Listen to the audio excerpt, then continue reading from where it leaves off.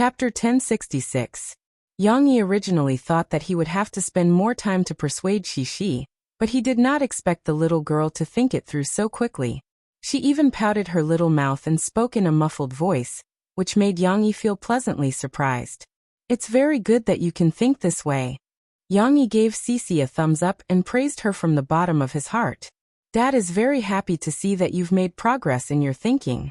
You're starting to be able to discover the shining points of others. However, the little girl did not become happy because of her father's praise. She grabbed her clothes with her two little hands, lowered her little head, and sadly muttered, "Papa, I'm sorry, I shouldn't have said bad things about the class monitor. Come here, let Dad hug you." Seeing this, Yang Yi changed his preaching tone and gently opened his arms.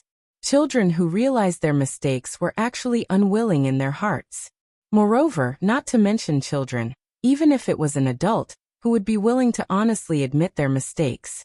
Therefore, even if she did not do well, she still felt a little wronged and sad. Hearing her father's words, the little girl ran over with grievance, threw herself into her father's arms, and buried her little head in.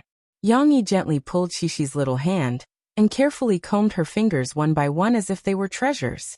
Then with a soft voice he whispered in the little girl's ear, "Every time you grow up, it's inevitable that there will be some difficult experiences, but it doesn't matter. Dad will always be by your side and support you. I will be your strongest backing, and I will also applaud your success. Just like tonight, your thinking has improved a lot, and Dad is very happy." Yang Yi smiled and said, "Then if you encounter setbacks on the road of growth, just like what Dad said, we pursue perfection, but we may not do it perfectly. For example, at the end of last semester, you didn't do very well." She unwillingly twisted in her father's arms. How could he touch the pot that did not boil? Haha, okay, let's not talk about this. Anyway, if you encounter setbacks or problems, don't be afraid, you have Dad.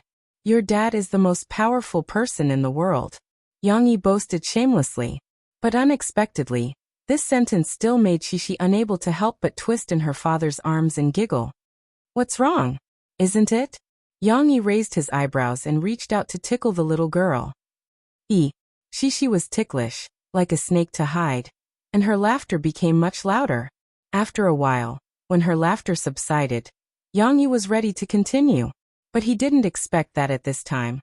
The little girl in his arms raised her little head, blinked her big bright eyes and said, Papa is actually super powerful, although not the most powerful." Yang Yi smiled. "Anyway, no matter what, Dad and Mom will be your strongest support." Yang Yi rubbed Shishi's little head and gently said, "Okay, it's time to read." After completing the small goal of reading before going to bed, Shishi, who was already very sleepy, yawned, climbed into her big bed, and prepared to sleep. Yang Yi turned off the room's main light, leaving only a small night light, and then walked to the bed and tucked her in. "Dad." The little girl's voice was like a whisper. "Yes. I will go back to school next Monday and praise the class leader." The little girl turned over in the dark, somewhat sleepily tried to open her big black eyes, looked at her father, and whispered, "Yes, Dad also believes in you. You will definitely do better." Yang Yi's heart was moved, lowered his head, gently kissed the little girl's hair, and softly said, "Go to sleep, good night." "Good night, Dad." The little girl's voice was slightly raised. Obviously, even though she was very sleepy now, her mood was as cheerful as a spring breeze. After the premiere of I Am a Singer, the response was very enthusiastic. In the next few days, the entertainment news gave a lot of attention to the show and the singers who appeared on it.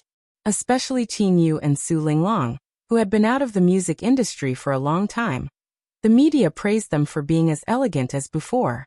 Although they had not been in the top ranks for a long time, their singing was still intoxicating, full of nostalgia. As for the other singers who were not well known and could be said to have been buried, they also received a lot of attention. In the first episode of the competition, they showed amazing singing skills and made a lot of the media exclaim, "I Am a Singer has hit the jackpot."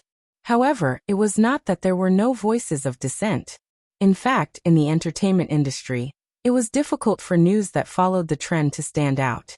On the contrary, news that liked to stir up trouble, nitpick, and easily cause controversy could get more traffic and attention.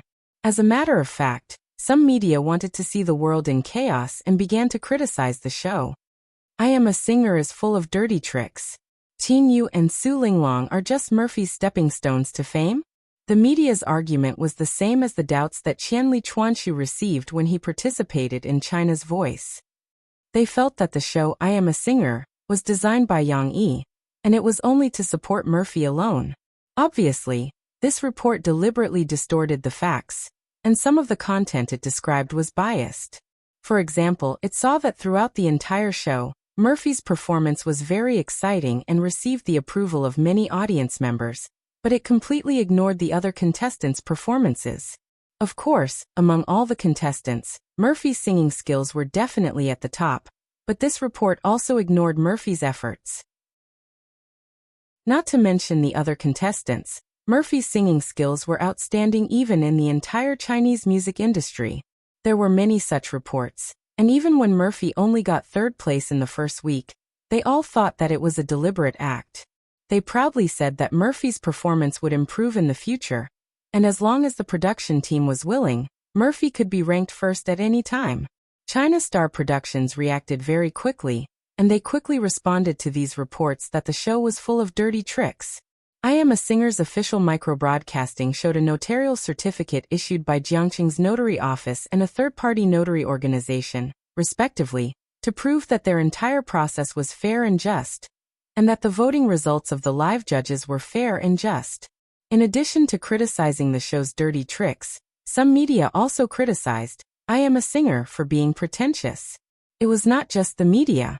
Perhaps some of their rivals, such as Xiangnan TV Station and Glorious Star Productions, who could not stand the fact that China Star Productions was doing well, had bought fake reviewers.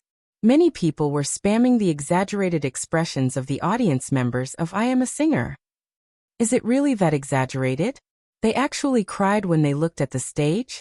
Or they stood up in unison when they were listening to the show, looking like they were intoxicated? We're so embarrassed. The audience members were hired by the production team, right? Even China's Voice isn't as weird as this. Zhongxing Production didn't respond to the Water Army's defamation. It was good to have some controversy.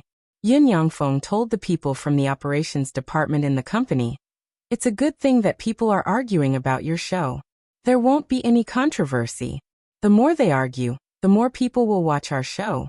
As long as we guarantee the show's quality, we don't have to worry about the show not being popular." In fact, I Am a Singer was already very popular. Although it was only the first episode, its ratings had already broken many of Jiangnan TV station's ratings records. Perhaps it was because of Yang Yi and so many other celebrity singers that the viewership ratings for the first episode of I Am a Singer had already surpassed the viewership ratings for the first episode of China's Voice. In fact, it still had a lot of room for improvement. According to the statistics on the internet, the netizens' expectations for the second episode of I Am a Singer were off the charts. Many people were looking forward to the second episode, to see the most brutal elimination segment. Chapter 1067. Xiaoya's popularity was slowly dwindling.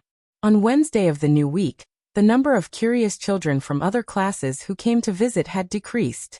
She also didn't mention Xiaoya's name like she did in the first week. Yesterday, she took her own team members to take care of Xiaoya, and today she entrusted it to the new team. During the break after the second class, Cici took the shuttlecock and called a few of her friends to go downstairs to play together. This small shuttlecock kicking team couldn't be organized last week because of Xiaoya, and these days, they had been on and off. They hadn't played together for a long time. This time, Xixi call attracted a lot of people. Even Nan Zhaoyu, who usually didn't like to exercise, came to play shuttlecock. The friends laughed and kicked the shuttlecock. Suddenly, Lan Xian thought of something and said in her loud voice, "Sister Xiaowei, can I ask you a question?" Yu Xiaowei looked over and said with a positive expression, "Sure." She still hoped to be able to help her good friend. "That's right. Did your teacher ask you to write a diary?" Lan Xian was slightly out of breath. Kicking the shuttlecock was a little tiring for her, but fortunately, she could persevere. She complained while panting, Our teacher is so mean. After the spring outing, she asked us to start writing a diary. Now there's one more homework. Before Yu Xiaowei could answer, Chen Shiyun's eyes lit up. As if she had found a soulmate, she nodded vigorously and complained. Yes, yes, yes. Our class also has to write a diary. My teacher also asked my mother to supervise me. Chen Shiyun showed a look of deep hatred. However, at this moment, Chen Shiyun and Lan Xian reached a rare consensus. Yu Xiaowei waited for the two of them to finish speaking before whispering. Xaner Shiyun, I also have to write a diary. But writing a diary is quite interesting. Compared to doing homework, I like writing a diary more. For Yu Xiaowei, the diary was her little world. Here, she could let go of all restraints, like a small fish returning to the ocean. And she could release her thoughts to her heart's content. Does she look like Xixi? But in fact, she was still very different from Xixi. Xixi liked to record her colorful life, while Yu Xiaowei liked to write some short stories in her diary that popped up in her mind. She rarely touched on her real life. At most, in the past 6 months, her handwriting had some interesting stories about her good friends like Xixi, or some figures of her family's puppy Noodles.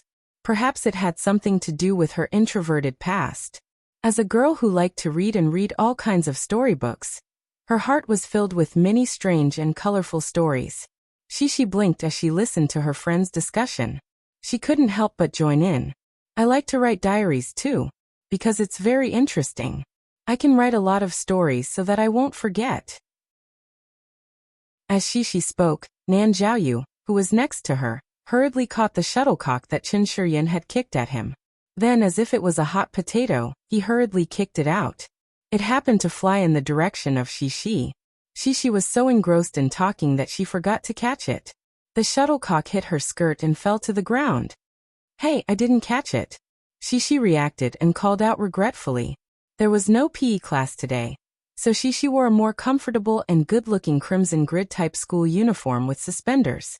In fact, for the safety of the girls in the school, Huijia Primary School's uniform was designed with a longer hemline. Girls with shorter legs might have to wear it as a long skirt. However, Xixi's legs were longer than other girls of the same height.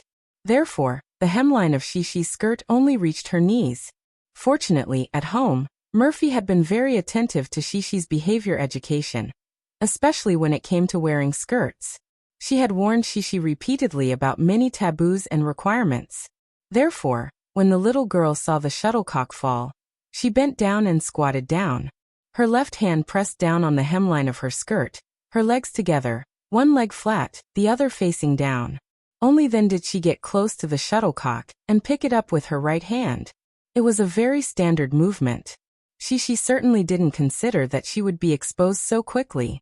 However, these were all good habits that she had cultivated in daily life. Xixi didn't even think about it before squatting down with her skirt down. It was a long story, but in reality, Xixi picked up the shuttlecock very quickly and continued to play with her friends as if nothing had happened. Meanwhile, the discussion about the diary was still in full swing. Nan Zhaoyu scratched his head and said to Lan Xian, who looked embarrassed, Xian, I started writing a diary a long time ago, because my dad taught me how to write, and then made me write a diary. Lan Xian pouted and said unhappily, You're different. Your dad is a very good calligrapher, so you're not afraid of writing. I get a headache when I see those words. I don't know what to write. Yu Xiaowei silently caught the shuttlecock that was flying over. She first steadied it, and then kicked it to Xixi. Then she said softly, Xian, we all have to write diaries. Because we don't know how to write, we have to write a lot. Only then can we understand. After all, Yu Xiaowei was a big sister who was 2 grades higher than the first graders. Yu Xiaowei's understanding of thinking was much higher than that of the first graders. Xixi actually wanted to say something, but because she was more popular among her friends, there was a high probability that the shuttlecock would be kicked to her when everyone kicked it. After all, people subconsciously wanted to be close to the person closest to them. So just as she was about to say something, Yu Xiaowei kicked the shuttlecock and interrupted her. Xixi could only shut her mouth and try to catch the shuttlecock first. This little girl was going to be suffocated. I also want to write a diary. Then my dad said that if I don't know what to write, I can write about what I read today. Young Luoqi also said softly like Yu Xiaowei. Hee Chi, let me tell you, I have a way too. I will write about what I watched today. Lu Xiaoyu got inspiration from Yang Luoqi and said excitedly. Finally, Shishi kicked the shuttlecock out and found a chance to speak. Moreover, this conversation with her friends also gave her a lot of inspiration. I know. Shishi was overjoyed and pulled Lan Xian and said, Xian, you can write. What delicious food did you eat today? This way, you will have a lot of things to write about. The content looked very thin, but not every child's diary was as jumbled as Shishi's. The requirement for a first grader's diary was actually very low. A few sentences could be used as a diary for a day. Lan Xian was stunned for a moment, and a look of surprise appeared on her face. She shouted, Yes. I can write about delicious food. I have a lot of delicious food. Today I can write about this. My dad brought back pork jerky from Guangdong province, and then tomorrow I can write about delicious food. She even started to count. Then what should I write? I don't read books. I also have to write about watching TV, right? Chun Shuryan saw that Lan Xian's problem was solved and asked anxiously. No, I already wrote about watching TV. Lu Xiaoyu shouted. You can't write the same thing as me. Shishi listened and felt that something was wrong. After thinking carefully, she understood. She said happily, Hee little fishy, it's okay. You and Chun Shuryan watch different TV. That's right. Lu Xiaoyu understood now. She scratched her head and smiled embarrassedly. Shuryan, you can write about watching TV. Chapter 1068. Lans Haokai had indeed returned from Guangdong province. He had only returned yesterday.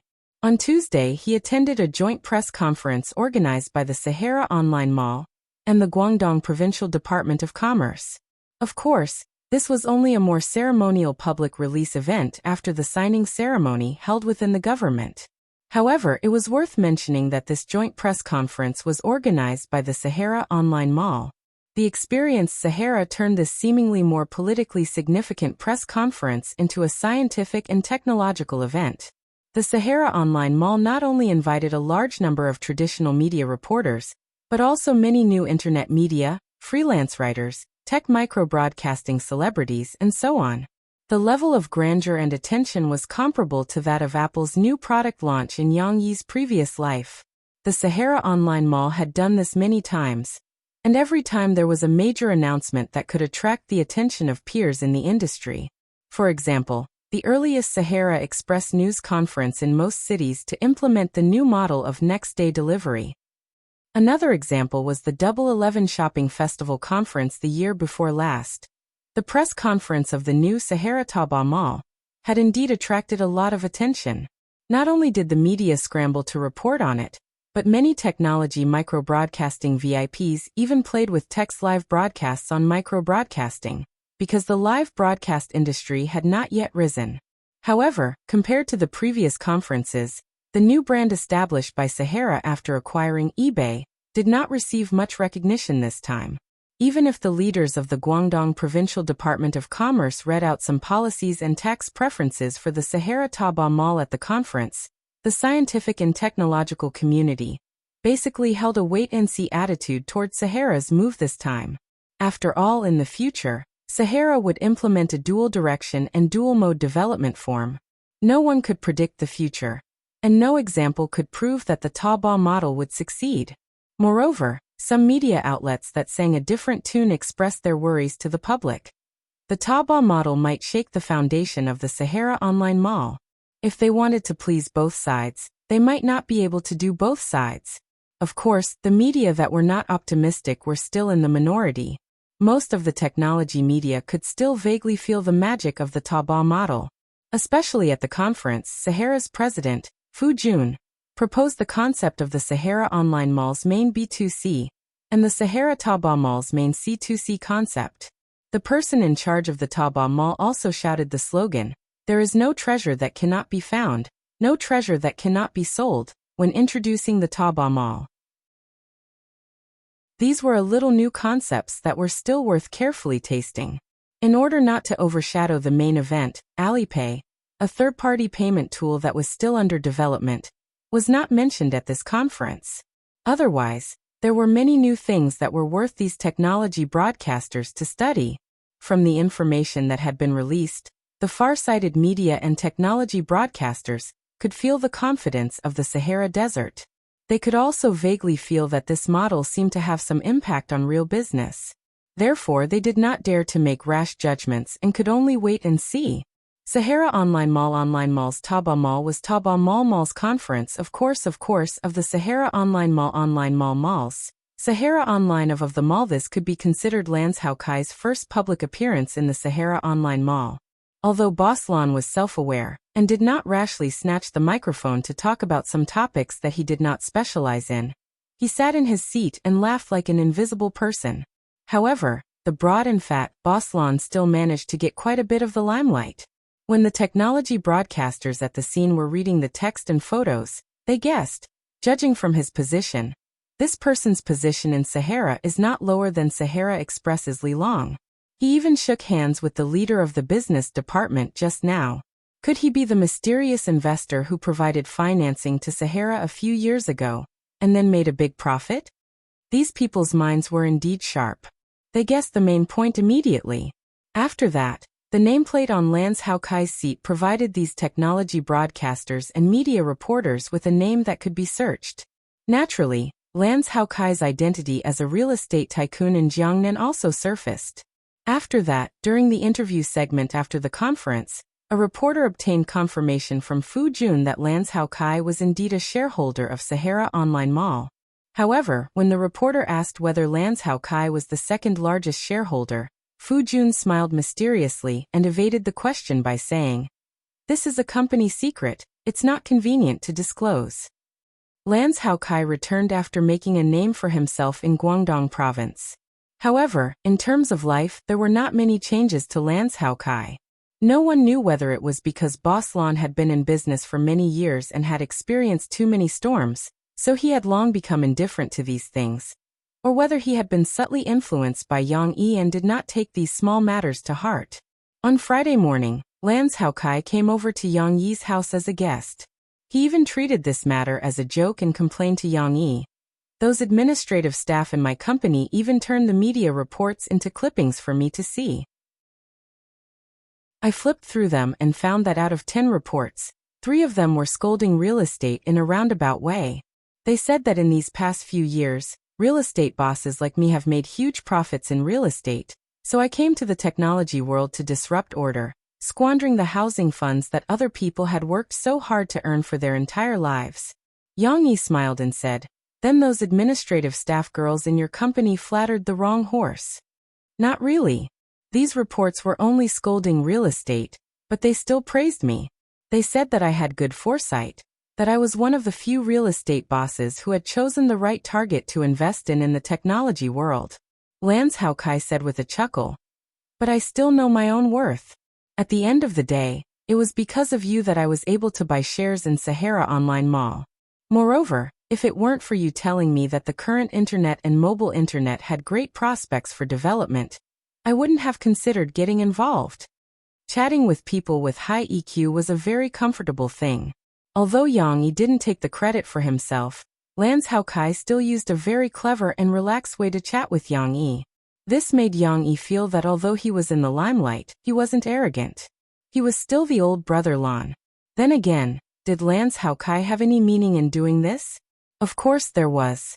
Moreover, Lan Kai didn't put himself in a lower position by doing this. He was still faintly stabilizing his relationship with Yang Yi. One had to know that Yang Yi was a very cold guy. Although he was usually chatting and laughing, and was also very gentle, unlike his burly physique, that was just a kind of sincerity that Yang Yi showed to his family and good friends. Towards outsiders, he wasn't casual at all. It wasn't easy to become a friend that he approved of. Lan Kai relied on his high EQ to successfully develop a relationship with Yang Yi, from an ordinary child's classmate's parent to a neighbor's relationship. Step by step, they became close friends. Didn't you see that Yang Yi rarely interacted with Lu Kong, Nanny Yun and other parents? Was Lan Kai the only parent that he considered as a friend? Lance Hao Kai even shamelessly asked Yang Yi to be his daughter's godfather. This could be considered as another way to strengthen the relationship. His usual behavior was the key to allowing him and Yang Yi to have a beneficial relationship and get along like brothers. Lance Hao Kai actually came back and he even volunteered. Yang Yi let him take his place to fetch Xixi and Lan Xian home. A new weekend was coming, and Xiaoya, who Xixi couldn't forget, finally got permission from the teacher to come to their house as a guest. Chapter 1069. Xixi, wait a minute. Let Daddy take a look at Xiaoya. Yang Yi's words stopped the two girls who were clamoring as they carried the birdcage upstairs. Xixi had just gotten out of the car. After greeting her parents, she couldn't wait to introduce her home to Xiaoya. However, Steamed Bun wagged his tail and came over to welcome his little master. At this moment, Lan Xian got out of the car from another door. She had just walked over with her school bag and saw this scene. She became nervous. There are Steamed Bun. Xixi, run quickly. Let's quickly send Xiaoya to a safe place. Lan Xian shouted. Lan Xian's loud voice was unintentionally a catalyst that intensified Xixi's worry. Thus, the two girls cried and ran upstairs with the birdcage in their arms. Their original safe place was actually Xixi's bedroom. When Yang Yi saw this scene, he found it very funny. He even simulated the thoughts of Steamed Bun and Xiaoya at this moment in his mind. Steamed Bun, aggrieved, what's wrong with Steamed Bun? Did Steamed Bun eat your Lan family's meat? Steamed Bun, I'm very obedient. I only eat the food given by Master. Besides, the food given by Master is so delicious. Who would want this little bird that doesn't have much meat? Xiaoya, frightened, help. Your Xiaoya is going to be jolted to death by you before she is scared to death by dogs. Leaving this small drama aside, Yang Yi stood by the side happily to watch the show. He inadvertently discovered a problem. The Xiaoya in the cage seemed to look different from last Thursday when he took her to the vet. Thus, out of curiosity, Yang Yi stopped Xixi and Lan Xian. Xixi was still very obedient. She and Lan Xian carried the big birdcage and returned to Daddy's side. Daddy, you have to hurry up. Otherwise Xiao Guai, Xiao Gray, and Dodo will also come over. Xixi said worriedly as she looked up at him. Yeah. We can't let them see. If they see, they will eat Xiaoya. Lan Xian anxiously stomped her feet. Yang Yi saw it clearly this time. He didn't know whether to laugh or cry. Don't worry about Xiao Guai and the others. Let me see this little girl. Do you feed her bugs every day? Xixi blinked her big innocent eyes. Although she didn't understand what her father meant, she still replied in her clear voice, that's right. Xiaoya likes to eat bugs. She doesn't like to eat bread or anything else. She only eats this kind of high-protein mealworm and rarely exercises in the cage. Yang Yi shook his head and smiled. No wonder she has put on so much weight in just a week. Did the little girl gain weight? Xixi was a little surprised by her father's judgment. She had just passed the cage to her father, and now she and Lan Xian were standing in front of the cage, looking at Xiaoya carefully. However, they took care of Xiaoya every day. How could they see the change? Yes, she has gained weight. Think about it. Why did Daddy ask Xian Air to come to our house for dinner only after she exercises seriously and consumes a certain amount of calories? Yang Yi said with a smile. Isn't it because he is worried that Xian Air will get fat like Xiaoya if she eats too much and doesn't exercise? Lan Xian saw that she was being used as an example. She pouted a little unhappily and grabbed Yang Yi's clothes and shook it. Haha, Xian, don't be afraid. Your daddy Yang, I'm not blaming you. You exercise regularly now and maintain your figure. Although you haven't lost too much weight, at least you haven't become fatter. Yang Yi smiled, rubbed Lan Xian's little head and said, and don't worry. When you grow taller, your body will suddenly become taller and longer. At that time you won't feel fat. Xixi still believed in her father's words. She began to worry and looked at her father worriedly, asking, Then Papa, what should we do? Xiaoya can't get fat anymore. I know. We can also let Xiaoya exercise. Lan Xian pushed herself and the bird, excitedly shouting in front of Yang Yi. Only when she exercises can she be fed to the little bug. Yes. We can do that. Xixi's eyes also lit up. How are you going to let Xiaoya exercise? Yang Yi asked curiously. He suddenly felt that if the two little girls discussed it by themselves, they might have some good ideas.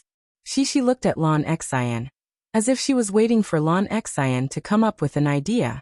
After all, this idea was proposed by Lan Xian. That's right, if Xiaoya doesn't exercise, she will starve. Lan Xian rolled her eyes and said, but her logic seemed to be a little wrong. But this time, without Yang Yi saying anything, Shishi pulled Lan Xian and said actively, no, Xian, Papa is asking, how should Xiaoya exercise? Lan Xian scratched her head and said hesitantly, we can let Xiaoya run. We can let Xiaoya come out, and then take the little bug in front, and it will run over. Only when it runs over and runs far away can it be eaten. When Yang Yi was still thinking that Lan Xian was very smart, Shishi's eyes lit up and said happily, I know. That's what the great demon king will do. He will put good-looking grass and carrots in front. And then its horse will run. The great demon king? It seemed to be a popular cartoon recently, and Shishi also watched it. Hee, that's right, I also learned it from Demon King Lan Xian was ecstatic. Well, after all, Xiaoya is too young. If you let it out of the cage, we can only let Xiaoya play outside when we're all free and lock Xiao Guai and the others in the cage temporarily. Yang Yi suggested. Yes. Xiaoya needs to be in the cage to be safe. Cici quickly nodded. Is it not safe in Shishi's room? Lan Xian asked puzzledly. In Shishi's room, you can't let the little bird run out. Yang Yi originally wanted to say that it was unhygienic, but he thought about it and used a more acceptable way of saying, think about it, Xiaoya's body is not recovered yet, and Shishi's room has a balcony and a window. Xiaoya is not sensible. What if she runs out and falls downstairs? She is not agile yet, so she can't fly. Pa, she will fall and become minced meat. Shishi and Lan Xian trembled. Shishi quickly shook her head and said, Then I don't want Xiaoya to come out. But, what should we do? Lan Xian asked in confusion. You can use your imagination. Yang Yi smiled and handed the birdcage back. He patted them on the shoulder and said, Think about it, how can we let Xiaoya get good exercise in the cage? Okay. Although it was a little troublesome to think about it, Shishi and Lan Xian still felt that it was very fun. Under the signal of their father, they smiled sweetly and chattered while carrying Xiaoya's birdcage upstairs. Yang Yi touched his chin, as if he heard Xiaoya's sad cry. She was really as miserable as Lan Xian in the past. Chapter 1070. Yang Yi shook his head and turned around to chat with Lan's Hao Kai, who could not drag his daughter home. He did not notice that there was a small figure following behind his sisters as they climbed up the stairs. My sister is the most interesting person in the world. No one knew when it had started, but little rascal had quietly developed such an awareness. Perhaps it was because he had grown up, but Tong Tong did not want to be lonely and wanted his own playmates. However, his mother and father would not play with him every day. Instead, his sister, who was also a child, was more willing to play with him. Especially on the weekends, when his sister was at home, little Momo felt that he was very happy. He could play ball with his sister, and he could also draw with his sister. Although Tong Tong's drawing was not really drawing and could only be described as abstract doodles with dots and lines, he liked the feeling of drawing with his sister. This was because when he saw his sister drawing, he felt that he was as good as her. Of course, Tong Tong always used his sister's crayons and colored pencils, so he caused a lot of trouble. For example, he would accidentally break his sister's beautifully sharpened pencils, causing his sister to complain and grumble. Of course, the feeling of causing trouble was not good. He looked at his sister nervously, who was a little angry. However, Tong Tong was happy that although his sister was angry, she would forgive him in the end. She even helped him sharpen the broken pencils again. Not only did Tong Tong like to play with his sister, but he also admired his sister. This was because she had a lot of friends who often came to play with her at home. Tong Tong liked this kind of lively and fun atmosphere, so he always liked to follow behind his sister. He never got tired of chasing after his sister's footsteps. Unfortunately, his sister had to go to school. Tong Tong went to bed early at night, so he did not have many opportunities to play with his sister from Monday to Friday. Although Tong Tong followed his mother to the company or other workplaces, and experienced many new things during the day, he would still eagerly wait for his sister to come home. Tong Tong was very happy to see her sister back, even though her sister's attention was on the little bird. Today, little mommy was wearing a pair of black trousers and a black t-shirt. However, this was nothing. Mommy was afraid that he would catch a cold, so she even made him wear a blue hooded jacket. The zipper was pulled up to his chest, just enough to wrap around his round little belly. Just now, little Momo didn't understand why her sisters wanted to go upstairs and were called back down by her father, so the little guy stood at the side. Her chubby little face with baby fat didn't reveal any expression. Her rosy little mouth naturally pouted, and her pair of big, round, spirited eyes stared intently at her sisters as they chattered. His two small hands were naturally placed by his side and slightly raised. This appearance made him look a little ignorant, but it was also extremely cute. Finally, the sisters went upstairs. Little Momo also broke away from her observing state and grinned happily. Look at what the sisters are doing upstairs. The little guy, who didn't like wearing slippers, grabbed the railing of the stairs barefooted and walked up the stairs one step at a time, full of vitality. Shishi and Lon Xian didn't notice what was going on behind them. They giggled and ran upstairs with the birdcage in their arms. Lon Xian even shouted, "Quick, go in and close the door. Don't let the cat run in." Hee hee, Xian, don't shout so loudly. Shishi also laughed and said, "Xiao Guai is going to hear us." Therefore, when Tong Tong climbed upstairs and arrived at his sister's bedroom, he was surprised to find that the door was closed. Fortunately, Tong Tong knew how to knock on the door. The little guy went up to the door and raised his two chubby little palms up high. He slammed the door and called out in his baby voice, "Sister." After a while, the door to the master bedroom was opened. However, it was only opened a crack. Shishi's beautiful big eyes appeared and Lon Xian's loud voice came from behind. "Be careful. Be careful. There's an attack. This little girl is so crazy. What kind of TV shows did she watch recently?" Shishi had already recognized Tong Tong. She opened the door and smiled at Lon Xian. "No, there's no Xiao Guai. It's just my little brother." "Okay." Lon Xian, who was ready for a fight, sighed regretfully and put down the pillow. Tong Tong didn't know the danger, but he was at ease because his sister held his little hand. Tong Tong's little hand was held by his sister, which made him feel safe. "Little brother, are you coming to see Xiaoye too?" "Oh yeah, you haven't seen Xiaoye yet." Shishi pulled her little brother into the room and closed the door. Then, she brought him to see Xiaoye excitedly. In order to let her little brother see clearly, Shishi was very considerate and moved the birdcage to the ground. This way, Tong Tong could squat down and see Xiaoye face to face. Chirp chirp. The brown-headed crow was a very lively bird. After going through all kinds of hardships and setbacks, it could finally rest for a while. It was still jumping around in the cage and turning its head. Perhaps it was also looking at its new environment. Tong Tong squatted beside his sister and looked curiously at the furry little guy with his round eyes. He looked at his sister and Xian, who were discussing something. Lon Xian didn't stay on the bed. She climbed down and sat on the floor like Shishi. Then she continued the topic with great interest. "Shishi, I have an idea. I don't have a cat at home, so I can lock up my dog. Then Xiaoye can exercise in my house," Lon Xian said. "But you have a big swimming pool at home, and Xiaoye can't swim. What should we do?" Shishi followed her father's idea and thought about it carefully. "That's true." Lon Xian scratched her head. Shishi looked at Xiaoye, who was jumping up and down on the wire stairs. Suddenly, her eyes lit up and she said happily, "I know, Xian, we can let Xiaoye exercise in the cage."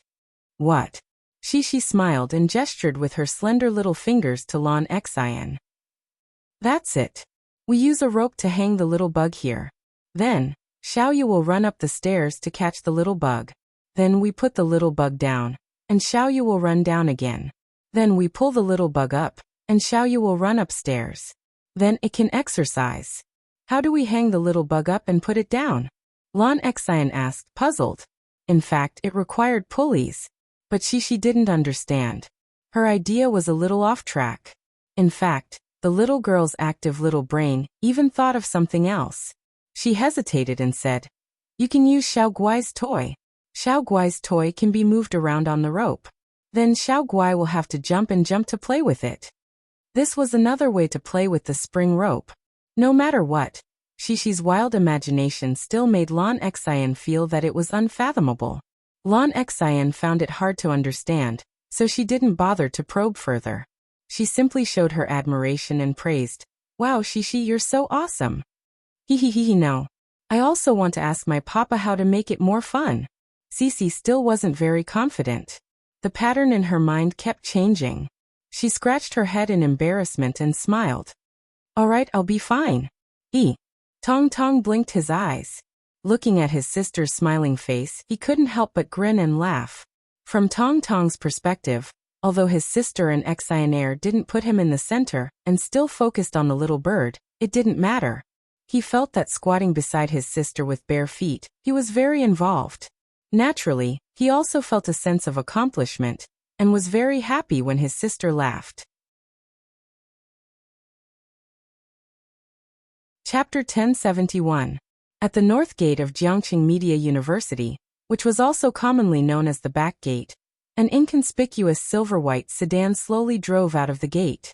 It passed by an old bicycle repair shop, and then, as if it had crossed a barrier, it arrived at a world full of flowers in spring. "Wow, it's so beautiful. There are so many flowers." In the car, a young lady skillfully lowered the rear window and exclaimed in surprise, "Little brother, look! This is the place where I used to live with Daddy." That's right, sitting in the back of the inconspicuous sedan was Shishi and Tong Tong. Yang Yi had to come to the cafe to discuss something with Ding Xiang and Guizi, so he brought along Shishi and Tong Tong, who wanted to go out with their father and sister. Murphy didn't come, as she asked Yang Yi to send her to the company. She had a concert in Chengdu next week, and she felt that she needed to find the feeling of singing in the recording studio after resting for a while. Moreover, Yang Yi came out with the principle of keeping a low profile, which was why he drove an inconspicuous sedan. If he and Murphy showed up at the same time, they would be too conspicuous. However, the sea of flowers outside the coffee shop at the corner of the street still gave Cece, who had not been here for a long time, a big surprise. Looking at the colorful flowers competing with each other, and the dazzling array of flowers in the flower bed, the little girl's eyes revealed a look of delight. However, Tong Tong, who was summoned by his sister without looking back, was a little sad. He also wanted to be like his sister and see the beautiful sea of flowers. However, he was too young, and he was still sitting in the child safety seat. His small stature didn't allow him to look over his sister's head to see the scenery.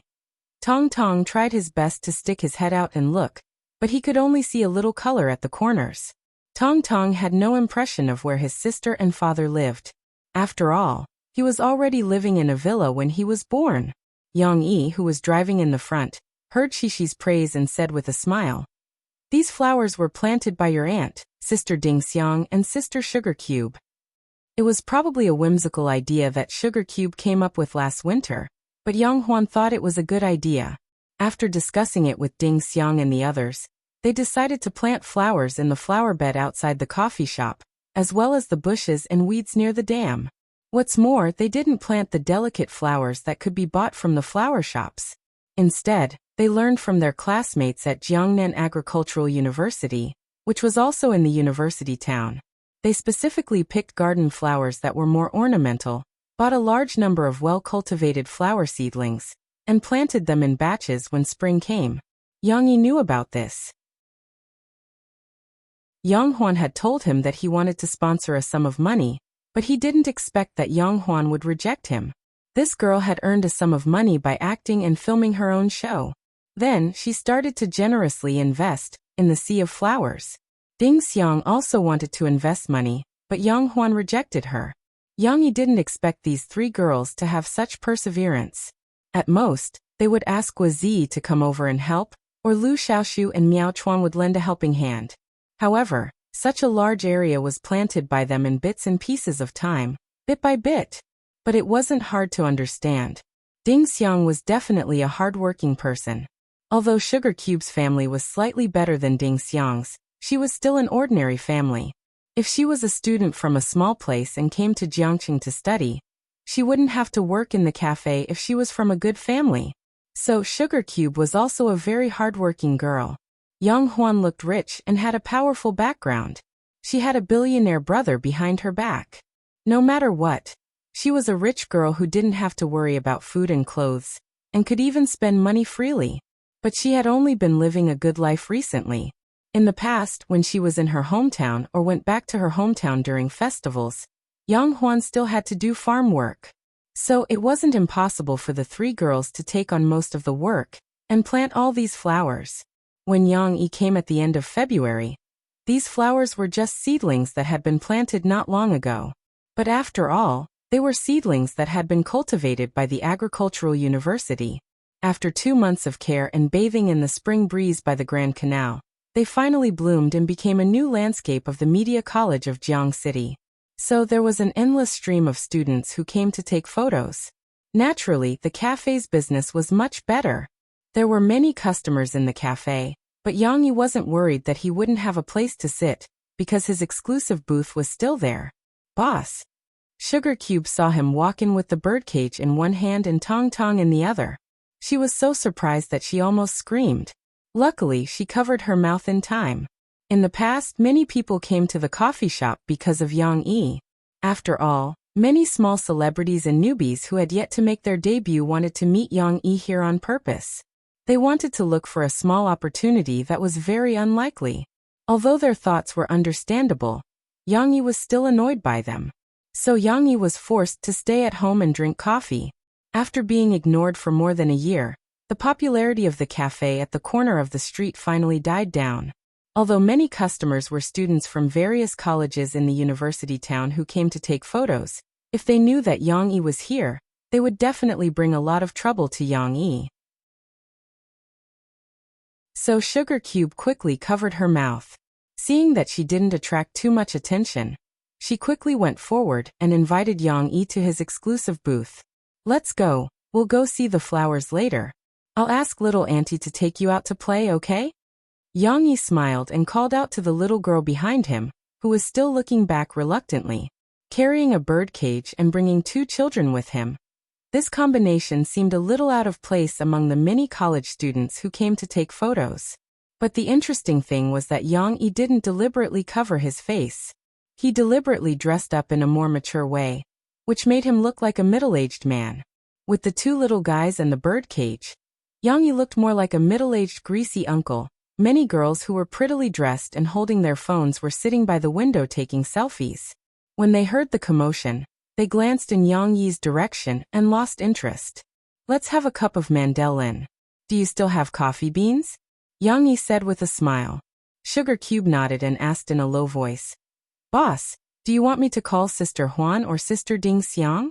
Yang Yi raised his hand and looked at his watch. He smiled and said, No, I've already set a time with them. But I'm half an hour early, so they'll be here later. Yang Huan and Ding Xiang weren't upstairs. Yang Huan had a public elective class on the weekend, while Ding Xiang had to find her supervisor to hand in her thesis. When Yang Yi called them, they just happened to be out and would come back around 11 o'clock. This was nothing. It was about half an hour of waiting. Yang Yi wasn't impatient. Sugar Cube nodded and walked out of the booth. She pulled the screen for Yang Yi and the others. At this time Cici couldn't sit still. She went to her father's side, pulled his sleeve and whispered, Papa, I want to go out and play, and then Xiaoya can also come out and play. She must like flowers very much.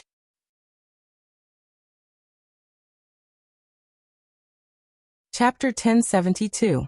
They had just sat down. Why couldn't they wait? However, before Yang Yi could respond, Tong Tong heard his sister's words and became excited.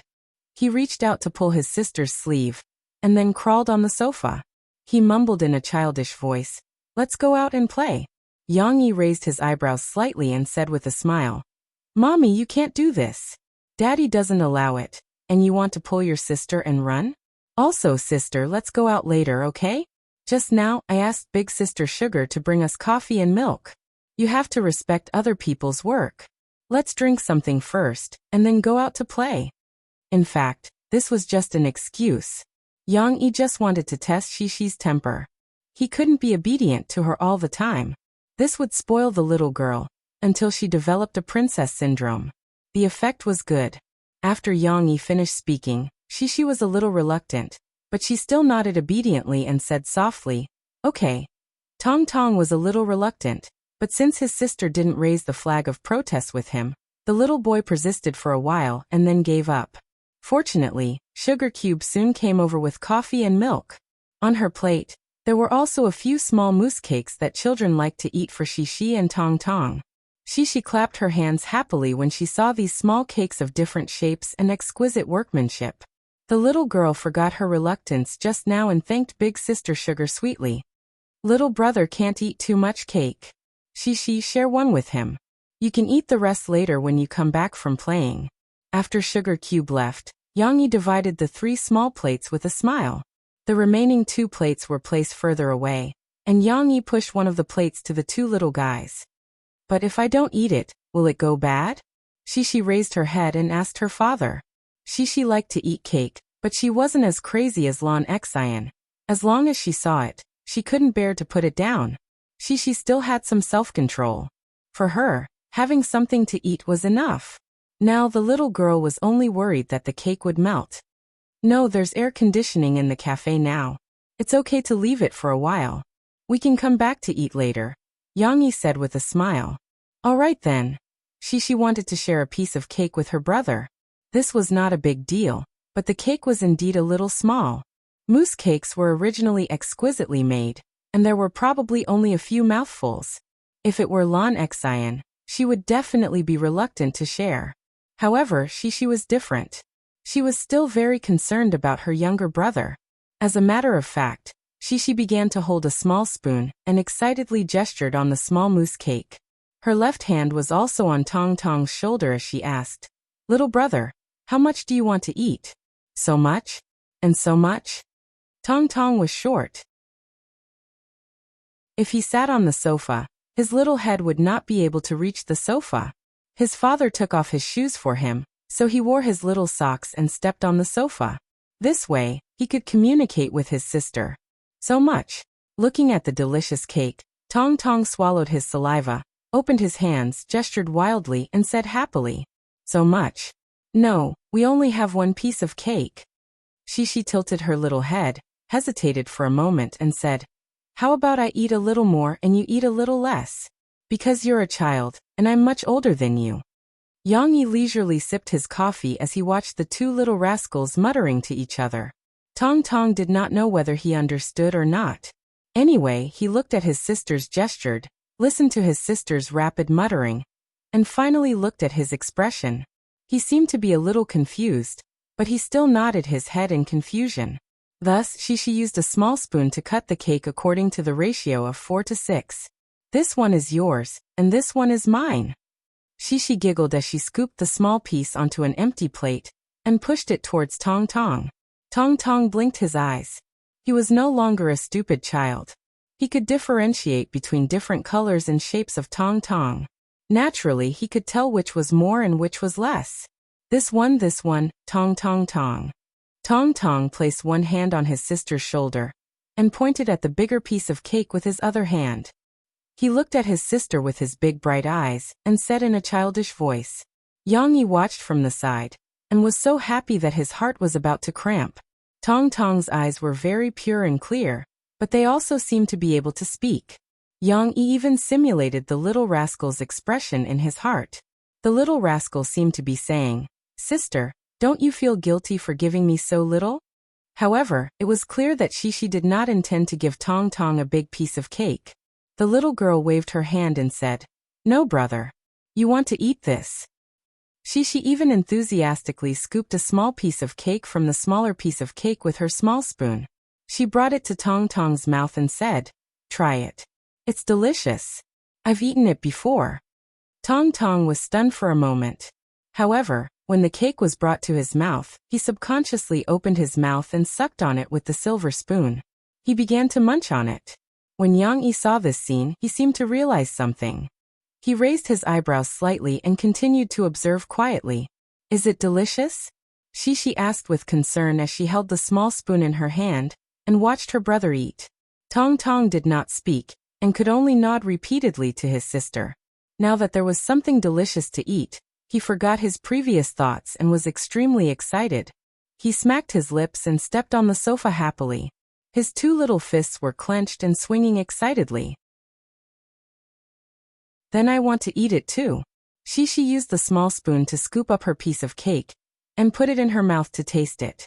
The little girl's eyes immediately narrowed and she praised, "Oh, it's so sweet." When Tong Tong saw that his sister was eating, he was a little anxious.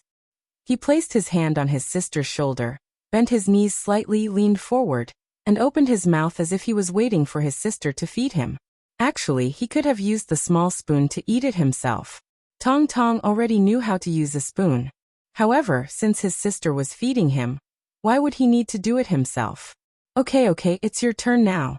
She excitedly scooped a spoonful of cake for Tong Tong and fed it to him. Immediately, the little guy's big round eyes narrowed in satisfaction. When Yang Yi saw this scene, he did not know whether to laugh or cry. He thought that Tong Tong was not a stupid child, but he did not expect him to be a silly boy. His sister only fed him a few spoonfuls of cake, and he forgot to argue and willingly ate the small portion.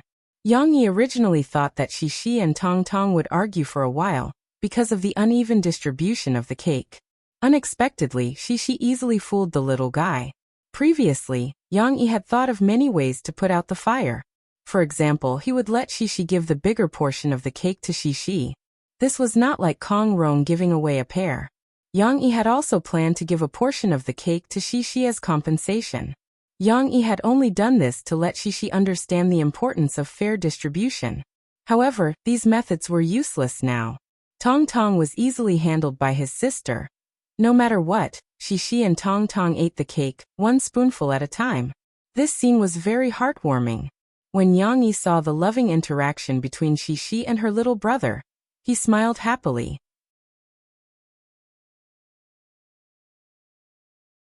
Chapter 1073. Little brother, you can do it. Xiaoya, you can do it. Aya, Xiaoya, why aren't you running anymore?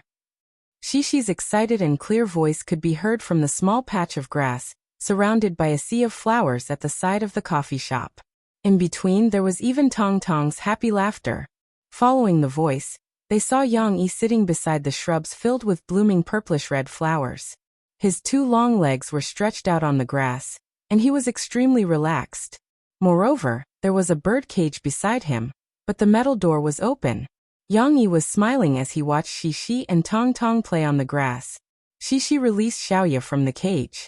Xiaoya rarely had the chance to come to such an open space, so naturally, it wanted to flap its wings. Unfortunately, its wings were not fully healed yet, so it could not fly. But that didn't stop it from enjoying the scenery on the grassland. It walked briskly and ran a long distance on the grassland. Then it faced the beautiful flowers, tilted its little head, and used its sharp little mouth to comb its hair. When little Huahua saw that Xiaoya was running so fast, he grinned and chased after her with his chubby little legs. His little butt, which was wrapped in diapers and looked like a bag, was also shaking. It was extremely cute. Thus, Cici excitedly took on the role of the little referee. However, from the looks of it now, Xiaoya seemed to have noticed little Tao Wu's pursuit. Perhaps it also knew the power of the little brat. When little Tao Wu came closer, it spread its legs and ran around the bushes quickly.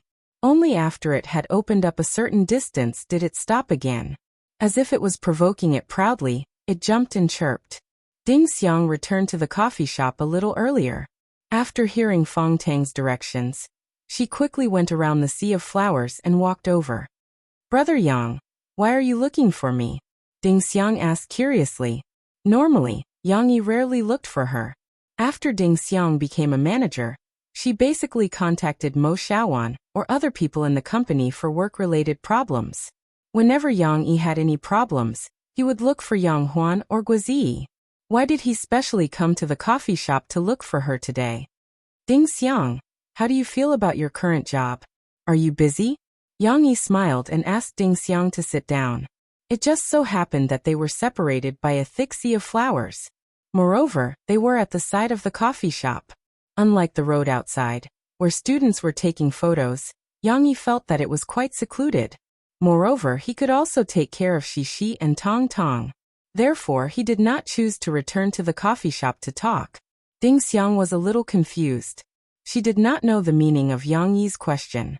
However, she was an honest person and did not deliberately play tricks. She directly shook her head and said, "I'm not very busy. In fact, I feel that I have plenty of time now." Huan Huan and Xiaoguo's schedule is not complicated. Other than some audition invitations that need to be arranged, the rest is all routine work. Compared to Sister Min, my workload is considered much less. The Sister Min she was talking about was the company's newly promoted agent, Liang Min. She used to be Yang Yi's and Murphy's assistant.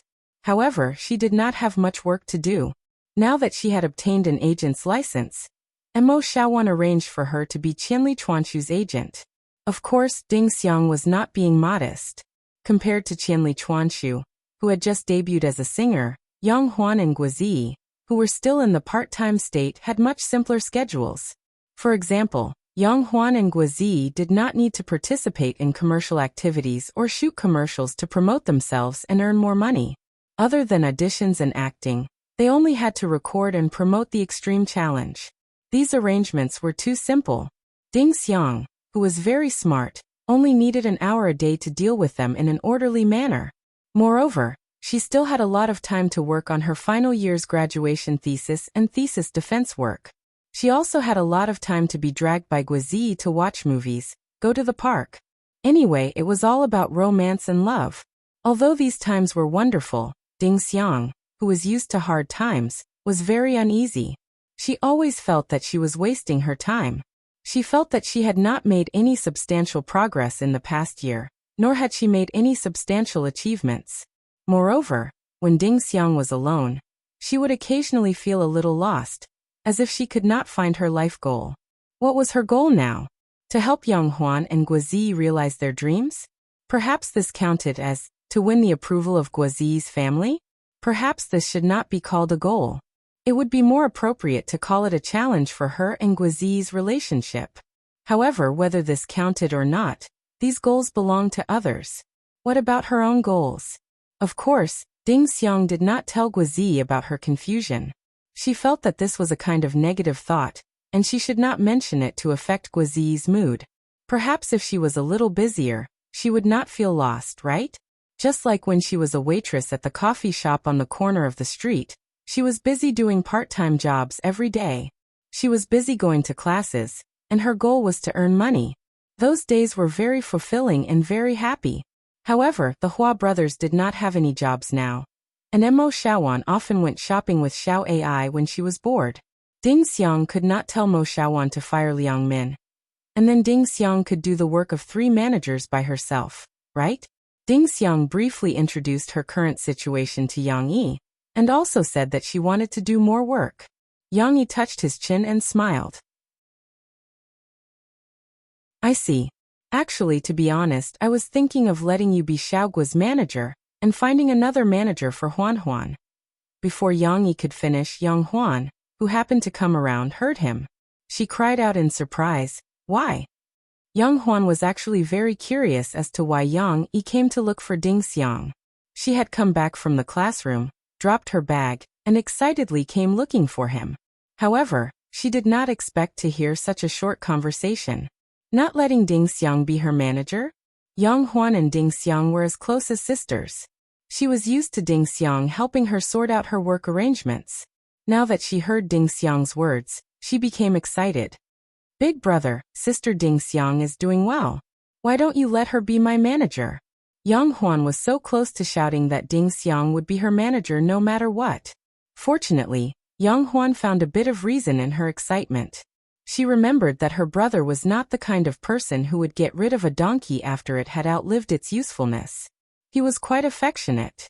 Yang Yi smiled and wanted to explain. However, at this time, she saw Yang Huan and excitedly rushed over, calling her little auntie. She even wanted to drag Yang Huan to see her little girl. Tong Tong followed suit and hugged Young Huan's leg with a smile. Their conversation was interrupted for a while. It was not until Young Huan coaxed the two little fellows and promised that he would play with them after the conversation that Yang Yi was able to continue. There's a reason why I want Ding Xiang to be Xiaoguo's manager. If she were not with Xiaoguo, I would have directly transferred you, because I have another important job for you, Yang Yi said. Moreover, I believe that you will like this job. It suits you very well, and will be helpful for you and Xiaoguo.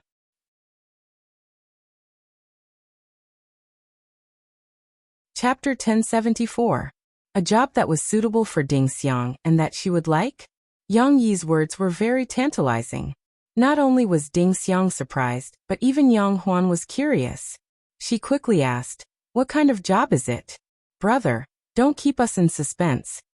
Do you know that Sahara Online Mall recently acquired one Jia and reorganized it into a new Sahara Taobao Online Mall?"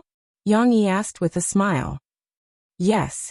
Ding Xiang was stunned for a moment before she nodded. In her line of work, she had to read the newspaper. Yang Huan looked around to make sure that no one was eavesdropping on their conversation. She then lowered her voice and laughed. "I know that too. Brother, don't you have some shares in Sahara Online Mall? The media doesn't even know about you. They're only guessing Brother Lan Cao's identity." Yang Yi didn't respond to Yang Huan's sneaky smile. Instead, he ignored her and asked Ding Xiang, "How much do you know about this new Taobao Online Mall? Tell me what you think of this C2C model. I remember that you majored in electronic media. Although you didn't major in e-commerce, you should have some courses related to e-commerce." Ding Xiang was caught off guard by Yang Yi's question. However, her brain worked quickly. She recalled the description of the Taobao Online Mall in the newspaper, and combined it with the courses she had taken before and the economics and management books she had read in order to find a better job in the future. After a while, she had a draft in her mind. She spoke seriously to Yang Yi as if she was in an interview. "Brother Yang, I remember that the C2C model in the newspaper refers to the business model of direct transactions between individuals. It's a bit like when I sold some small goods at the temple fair." Ding Xiang spoke methodically. Moreover, as she spoke, she quickly conceived and enriched the content and basis that she wanted to talk about in her mind. It could be said that she talked nonstop and had no intention of stopping at all. After all, Yang Yi had asked a question that covered a wide range of topics. But as Yang Huan listened, he realized that he didn't understand. Furthermore, Yang Huan did not want to waste her time thinking about it. She was not interested in conversations that were filled with technical jargon. It was just like how she did not want to face her teachers, textbooks, and test papers every day when she was in high school. Soon, she felt bored. The girl yawned and then turned her head to the side in boredom. Xishi's side was much more interesting. When Yang Huan looked over, she saw that the two little fellows were looking into the bushes with their little butts sticking out of their cheeks. Little Momo squatted beside her sister and looked inside curiously. Then Sisi knelt down on the grass with her front body on the grass. As she looked inside, she stretched out her thin little arms, wanting to take something out. "What are you doing?" "Xishi, don't put your hand in. Be careful not to cut your hand." Yang Huan quickly walked over and held Xishi's arm as she tried to persuade her. Sisi struggled to move on the grass. She retracted her arm and propped herself up from the ground.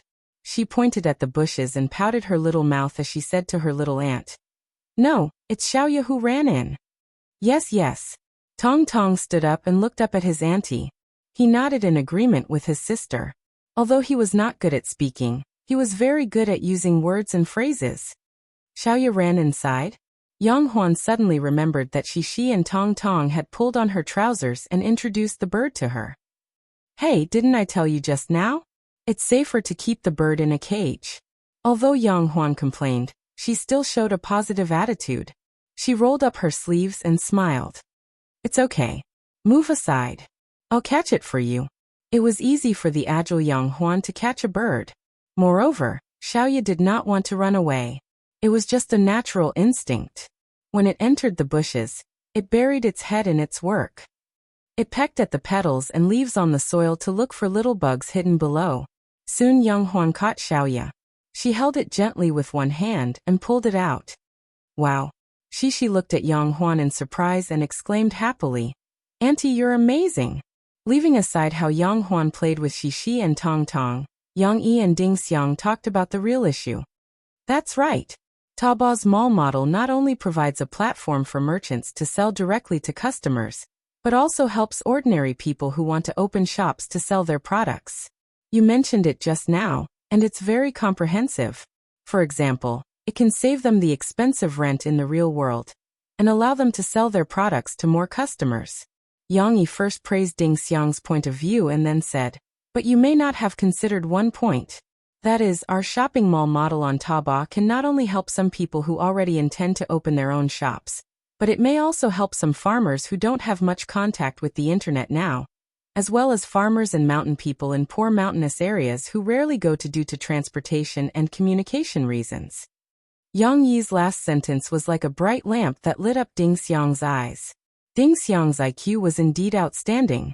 She immediately understood what Yang Yi might need to spend a lot of time explaining clearly. Brother Yang."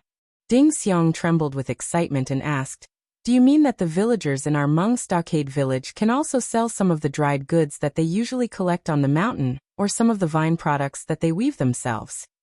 "That's right." Yang Yi nodded with appreciation and said, "Do you remember that I told you that there are some old people in your village who weave very delicate vine products, even though they use very simple tools?" "Yes, but they can't be shipped out. Even if they sell it in the county, they can't sell it for much money. They've been in the county for too long, and the people in the county don't lack these things." Ding Xiang nodded. "But if you broaden your vision and look at the whole country," Yang Yi said, "someone will definitely be willing to buy it. They can do it in Jiangcheng. The vine products here are sold in boutiques. They're very expensive." Ding Xiang hesitated for a moment and said, "It's just that. I've thought about it before, but it's very difficult. The cost of taking them out and selling them in Jiangcheng is too high. The transportation, manpower, material resources, and shop rent are all very high. But if we sell them in the Sahara, it's definitely possible." Ding Xiang took a deep breath and looked at Yang Yi with burning eyes. She said excitedly, "Brother Yang, I want the people in our village to open a shop in the shopping mall on Taobao." "That's for sure, but it's not possible now." Yang Yi poured cold water on Ding Xiang's enthusiasm. Ding Xiang was stunned for a moment and looked at Yang Yi in confusion. "Why not? Brother Yang, our village can also use the phone now. At most, we can ask the people in the county to help us open a network line based on the phone line. I can pay for it."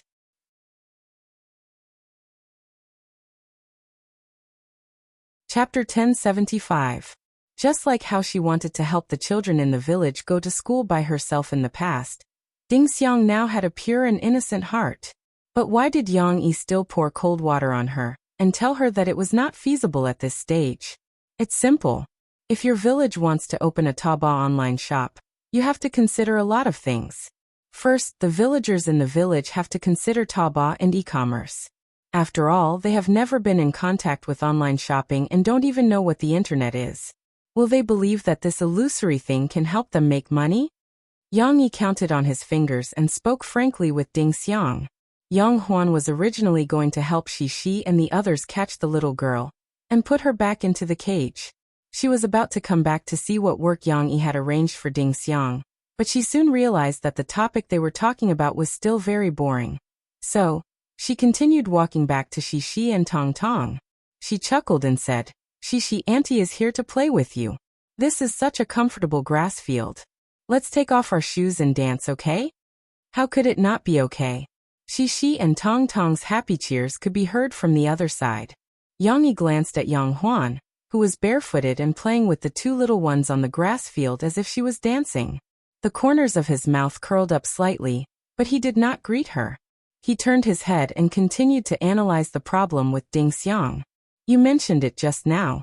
In your village, transportation, and even internet communication are not small problems." Yang Yi said, "This is the second obstacle I want to talk about. It's a very big problem that needs time to solve. At the very least, we have to wait for the next 2 years for Sahara Express to expand our delivery range and go deep into the villages. How many years did they have to wait? Ding Xiang thought about it and nodded gently. She was a smart person. She knew that there were some obstacles that were very difficult to overcome. Of course, at this time, Ding Xiang's feverish head gradually calmed down and her thoughts became clearer.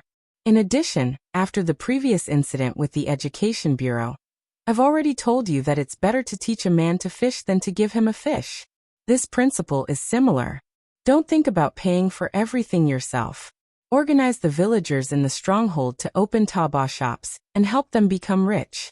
This approach doesn't necessarily have any benefits. On the contrary, it's easy to cause trouble for yourself. Yang Yi said to Ding Xiang, Big brother Yang, I understand what you mean. It's just that in the stockade, the villagers have no money and no way out. I think with everyone's help, I should also want to contribute to the stockade and help them out of their predicament. Ding Xiang pursed her lips and said with a lonely expression, That's the logic. I'm not stopping you from helping your fellow villagers in your stronghold. I'm doing the same. I also hope that my hometown can become prosperous. However, helping people is also a big problem. How to help them at the right time without bringing trouble to yourself is really worth your time to think about. Yang Yi had a lot to say about this topic. Some time ago, there was a big news in Guangdong province. I don't know if you've been paying attention. It's about a big boss who made a lot of money outside.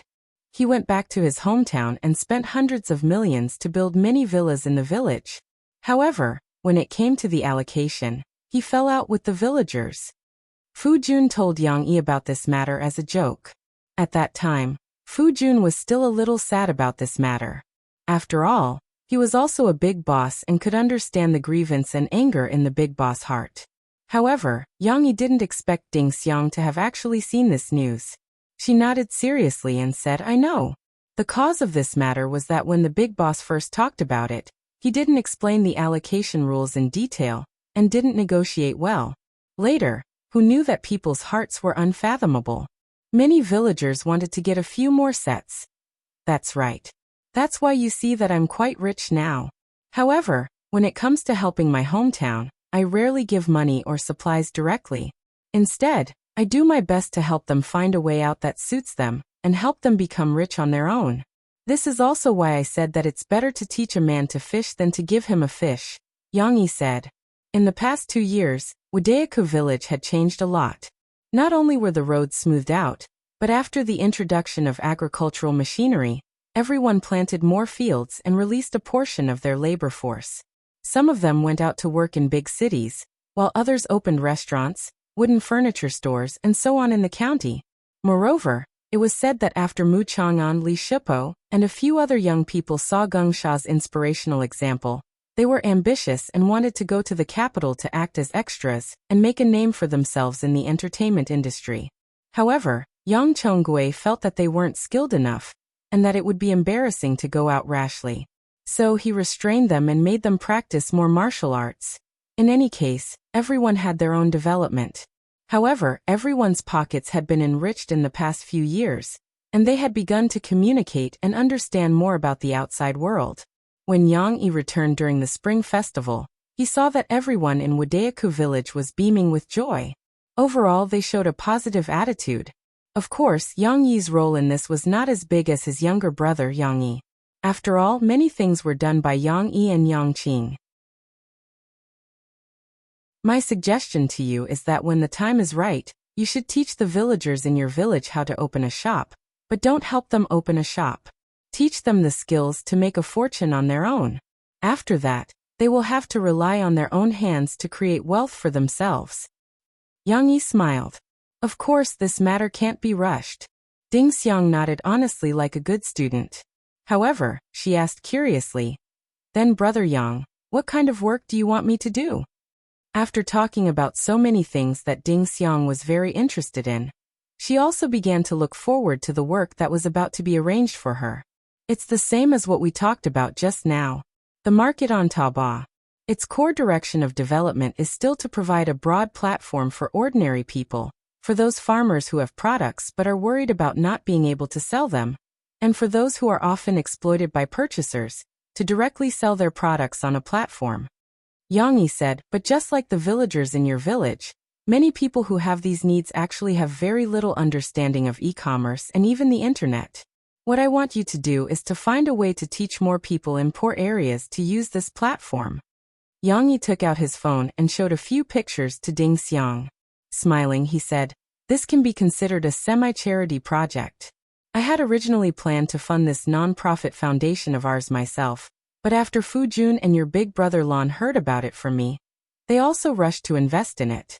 So, as the first step, we donated a total of 200 million to set up this foundation. Ding Xiang read out the name on the screen. Sahara Rural Development Charity Foundation. As the name suggests, the purpose of this foundation is to help the development of rural areas. Why do I say it's semi-charitable? Because what this foundation wants to do is to teach the farmers how to use Taobao market platform and help them get on the fast train of e-commerce. Yang Yi said carefully, this kind of thing obviously has its own selfish motives. After all, it's for the development of Taobao's market, but in the end for the farmers, this is a good thing. Moreover, in the beginning, not only will we teach them knowledge, we will also donate a batch of computer equipment to them. Of course, in the later stages, their development will depend on their own efforts. We are at the stage where the teacher leads the way, but cultivation depends on the individual's efforts. Ding Xiang understood. She smiled happily and said, Brother Yang, this is similar to teaching and supporting farmers. That's right. However, my idea is that our foundation will not only use the current batch of employees transferred from eBay, but also hope to develop some student volunteers in various universities. We will strive to invite some enthusiastic students from local schools to join our ranks of public welfare and go deep into the countryside to teach the local farmers how to fish. Yang Yi said with a smile. This is not just a question of how to do it. What you need to consider is how to set up this framework step by step, so that the entire charity can develop healthily. Of course, in the future, Fu Jun, Brother Lan, and I will continue to donate to our charity foundation and strive to benefit the farmers of our country. Brother Yang, are you talking about the problem that I need to consider? Ding Xiang caught the key point and asked with a little surprise. That's right. I want you to help me set up this foundation. We'll start from scratch. We'll study how to teach, what to teach, how to deal with the relationship with the farmers, and other basic things. Of course, you won't be doing this alone. You have hundreds of young employees transferred from Wanjiayi. Also, you can use a portion of the fund to invite teachers and students from Guangdong Province or our Jiangqing Media University to help with this matter. However, you'll be my representative. As the person in charge of this foundation, you'll be in charge of the overall situation. Ah, you are giving such a big foundation to me? Ding Xiang looked at Yang Yi in surprise. Can I do it? What you are doing is something that no one in this world has ever done before, so I don't know if you can do it, and I don't know if others can do it either. But I trust your character, wisdom, and ability. Yang Yi smiled and said, and think about it. When the time is ripe, the villagers in your village can also use our platform and get the training and help of our foundation to walk a successful path. For this goal, don't you want to set up this foundation now? Starting from scratch was a big challenge for Ding Xiang, but Yang Yi felt that this was also a good development opportunity for Ding Xiang. Moreover, Ding Xiang was such a smart girl. It was too much of a waste of her talent to be a small agent. She might as well come to the foundation and train herself well. Ding Xiang's senior, Mao Peifu, was now a senior executive of Backwave Technology Company and became the third person in the company. Ding Xiang was smarter and more tenacious than her. Plus, she must be very motivated to do this. Yang Yi believed that she would definitely bring him a surprise. Of course, Yang Yi chose Ding Xiang to do this not only because he trusted her, but also because he wanted to help Ding Xiang as a friend and help her win happiness.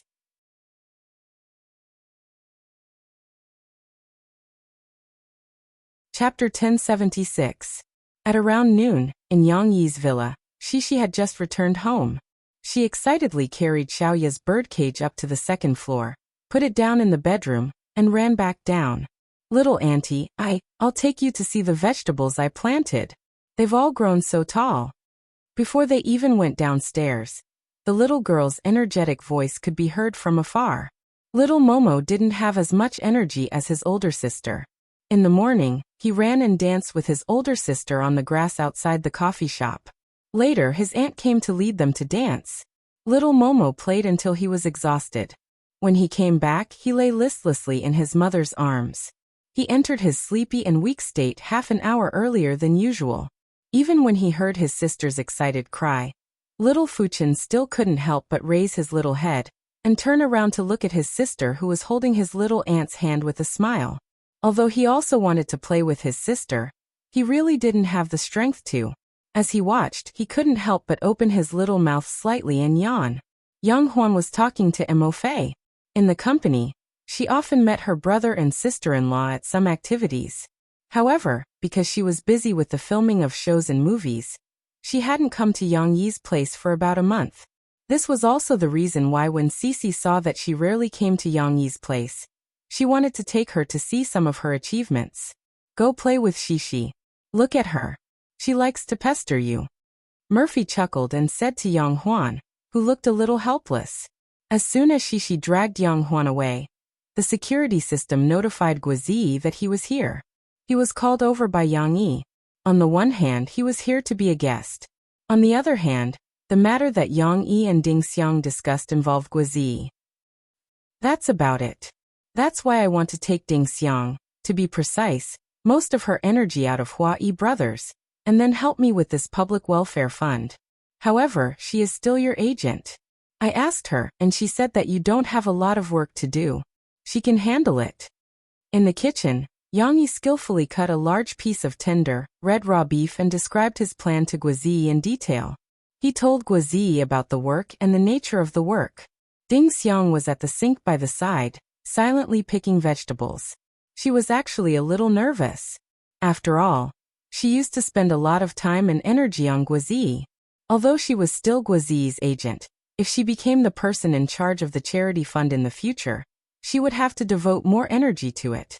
Would Guizi agree? Would he feel that the time she spent with him was too little, and then he would feel unhappy? Ding Xiang thought this way because she cared.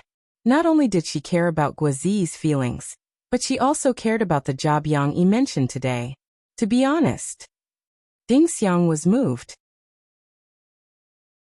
Although she would definitely face a lot of challenges if she took over the job, Ding Xiang found the goal of her life that she had been worried about for a long time in the vision that Yang Yi described. She wanted to do such a thing. She wanted to help the farmers who lived in the abyss of suffering like her Miao villagers. She also wanted to help the villagers who had helped her in the past when the time was right in the future, so that they could also become rich and live a good life. However, what surprised Ding Xiang was that after listening to Yang Yi's words, Guizi did not have any hesitation, annoyance or resistance. He just handed the plate over, scratched his head, and said to Yang Yi, "Brother Yang Yi, why do you have to ask for my opinion on this matter?" "Sister Ding Xiang, what do you think?" Guizi turned to look at Ding Xiang and asked for her opinion. He said in a gentle voice, "I think that this matter mainly depends on your thoughts. No matter what you decide, I will support you." "You don't object?" Ding Xiang asked, a little surprised. "I don't object. Actually, Brother Yang is right. It's a bit of a waste of talent for you to just be an agent. Also, I think that you should be quite interested in this job." Guizi shook his head and said seriously, "The question that I am thinking about now is whether it will be too hard for you. After all, starting from scratch will be a lot of pressure. Of course, no matter what you choose, I will support you. If there are any challenges, we will face them together." Yang Yi was at the side, pouring cooking wine and sauce to marinate the beef. Listening to their sweet conversation, he could not help but shake his head gently. "I can't stand it." Ding Xiang pursed her lips, a trace of gratification and joy flashed in her eyes, but she still said, "But if I do this job, I won't have that much time to accompany you. Moreover, in the future, there is a possibility that I will have to follow the volunteer team and run into the mountains. Then I will go with you." Guizi patted his chest and boldly said, "As long as I am free, I will go with you. Going to the mountains is also good. I can help you and also lose weight while I am at it." He also casually said a few words of humor. As smart as Guizi was, he had already seen through Ding Xiang's intention. He simply acted free and easy because he did not want to drag his girlfriend down. That's a good idea. Yang Yi was inspired by Guizi. He reached out to touch his chin and said with a smile, "Our fund still lacks an image spokesperson. Why don't the two of you sing and the wife follow?" "No, the wife sings and the husband follows. If you have nothing to do with filming or recording, you can go and do public welfare." Guizi was also a hot-blooded little fatty. He immediately laughed and nodded to Yang Yi saying, "This is good, Brother Yang. I can justifiably accompany Sister Ding Xiang to go sightseeing. You don't have to worry about not having an excuse to tell my family. We are not sightseeing. We are going to do public welfare." Ding Xiang slightly frowned and said, Yes, public welfare." Guizi eagerly went to Ding Xiang's side and helped her wash the vegetables. He said with a smile, "Aren't I learning from Brother Zhu Lian?" He was so angry because of his girlfriend that he hid in the mountains for many years. "Of course, I have to accompany you to face difficulties." Ding Xiang was happy and sweet, but in front of Yang Yi, she was embarrassed to show it too obviously. Her cheeks were a little red, and her eyes were bright.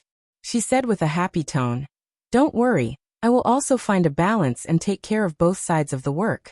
I will also accompany you to realize your dream of being the best actor." Although the words of these two guys were quite touching, Yang Yi really could not stand the sweetness. He coughed twice and said, "Actually, you don't have to make it sound like you are going to be separated forever. I don't want to let others do this. I specially arranged for Ding Xiang to help because I have considered the future of both of you." Guizi and Ding Xiang turned to look at Yang Yi in surprise. "Last month, Murphy held a concert in Jiangcheng. Xiaogua, didn't your mother also come to watch the live scene? Later, I heard from Huan that Xiao Yan revealed that your mother actually likes Ding Xiang very much, but she wants you to find a girlfriend who is not in the entertainment industry. Of course, it will be better if she has a certain status, right?" "Right," Yang Yi said with a smile. Guizi frowned slightly and muttered unhappily, "Brother Yang, my mother and the others have different ideas from mine. My mother is my mother, and I am me. No matter what they think, I will marry Sister Ding Xiang." Ding Xiang reached out to grab Guizi's hand and signaled him not to be so extreme with her eyes. However, her lips were slightly pale, and she seemed to lack confidence. "Don't worry," Yang Yi said with a smile. "Now that I have asked Ding Xiang to run this fund, it is also an opportunity. Her identity in the entertainment industry is actually just your agent, which can be ignored.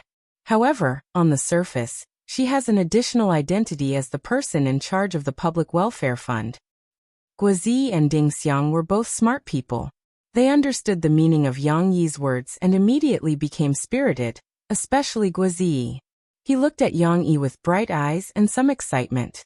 Yang Yi continued, "Although our foundation has not been widely publicized, it can be said that this is a great public welfare project, just like Zhu Luyan's Hope Primary School project. It is a great public welfare project that will benefit the present and the future.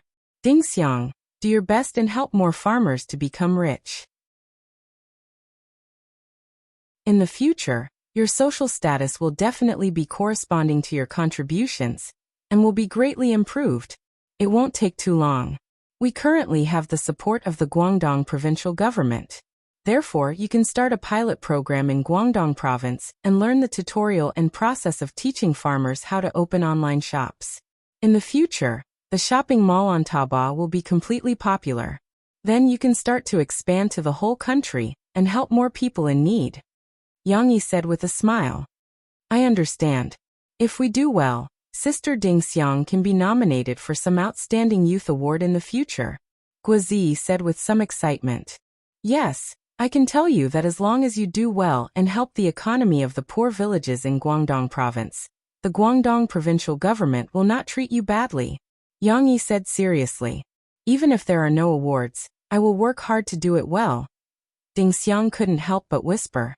Although it sounded a little hypocritical, Ding Xiang was expressing her sincerity. She was not the kind of person who pretended to be serious. "That's true. Let's not talk about those empty words," Yang Yi said with a smile. "Let's imagine a scenario. If 1 or 2 years later, the shopping mall on Taobao becomes the mainstream of online shopping, and many farmers in Guangdong province open online shops, the economy will be booming. And Jiangqing City, that is Xiaoguo's father, sees the success of others and wants to introduce this model. In that case, if Guo Zhengyan wanted to learn from Guangdong province, he would definitely have to cooperate with the Sahara Desert like Guangdong province. At that time, he would discover that his son was inextricably linked to the Sahara Desert. This wasn't the most important thing. At that time, when the Sahara Rural Development Public Welfare Fund came to Jiangqing, the one who could contact Guo Zhengyan and cooperate with him would be Ding Xiang, who was already in charge. Ding Xiang could talk about cooperation with Guo Zhengyan on an equal footing. If Guo Zi and Ding Xiang were to be in a relationship, would the Guo family ostracize Ding Xiang because of her background? At that time, Ding Xiang's status would probably be comparable to those second-generation officials and socialites.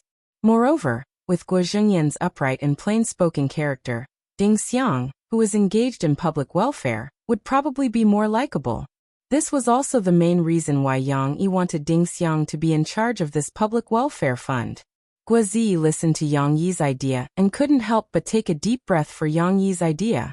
He said, "Big brother Yang, I just wanted to say that since the Taobao model is so good, why don't you recommend it to my father?" It turned out that Yang Yi was digging a hole for Guo Zhengyan to jump into. However, Guo Zi thought too much. Yang Yi laughed and shook his head. He said, "In fact, I didn't recommend it to your father because of you. Now, I'm using the same strategy for Jiangqing, Jiangnan, and even my hometown, Anqing province. Isn't there such a saying? People tend not to cherish what they get too easily." Yang Yi spread his hands and smiled. "I won't hide it from you. The Taobao model is definitely a major trend in the development of e-commerce in the future. I know this is a good thing, but others don't know. In other words, if I take the initiative to deliver it to them, they may not cherish it. On the contrary, when we make achievements and others see how good Guangdong province is, they will seek cooperation with Sahara. This is beneficial to both of us. They will pay more attention to this cooperation. And Sahara can also occupy an advantageous negotiating position," Yang Yi said. "I understand. Business is business. This is very normal." Guo Zi came to a sudden realization and smiled. "No, this is not just a business principle. This principle is also applicable to our public welfare fund." Yang Yi waved his hand and opened the refrigerator. He then said, "Ding Xiang, do you remember the example I told you about the big boss giving a villa to a fellow villager?" Ding Xiang nodded hurriedly. Guo Zi looked over in confusion. Fortunately, when Ding Xiang and Guo Zi were dating, they talked about this news. Ding Xiang pointed it out a little and Guo Zi understood. It's the same when doing public welfare. We need to help others, but we can't take the initiative to ask for help like we are asking for help. Yang Yi said, "If you beg and say that we'll teach you how to open an online shop, other people won't thank you if their online shop does well. Instead, they'll blame you if they don't open it well and lose money, right?" Guo Zi and Ding Xiang nodded gently. "So now, I will let you pilot it in Guangdong province. After all, we have the support of the Guangdong provincial government. It is justified. You can also explore the procedures of the fund, accumulate experience, and avoid detours in the future." Yang Yi said, "In the future, when the shopping mall on Taobao becomes popular, the local government will know that this is a good thing. Our fund will also become famous. At that time, you can start to go national. At that time, the resistance and doubts will be much less." "So that's the case. Brother Yang, you are really thoughtful." Guo Zi and Ding Xiang were very smart, but they were still very young and had not experienced too much intrigue. Now, listening to Yang Yi's endless narration, their faces were full of admiration and respect. However, when Yang Yi, Guo Zi, and Ding Xiang were in the kitchen, preparing lunch and talking, Shishi's exclamation came from outside the kitchen.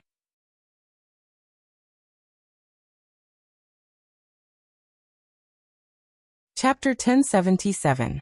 5 minutes ago, Sisi, who was watering her little botanical garden with her little aunt in the yard, talked about the blooming of the radish tassels some time ago. "The flowers have withered. Papa said that we have to wait for the next blooming." We don't know when the next one will be. The little girl said regretfully as she followed Young Huan, who was carrying a watering can. Young Huan smiled and said, "It's okay.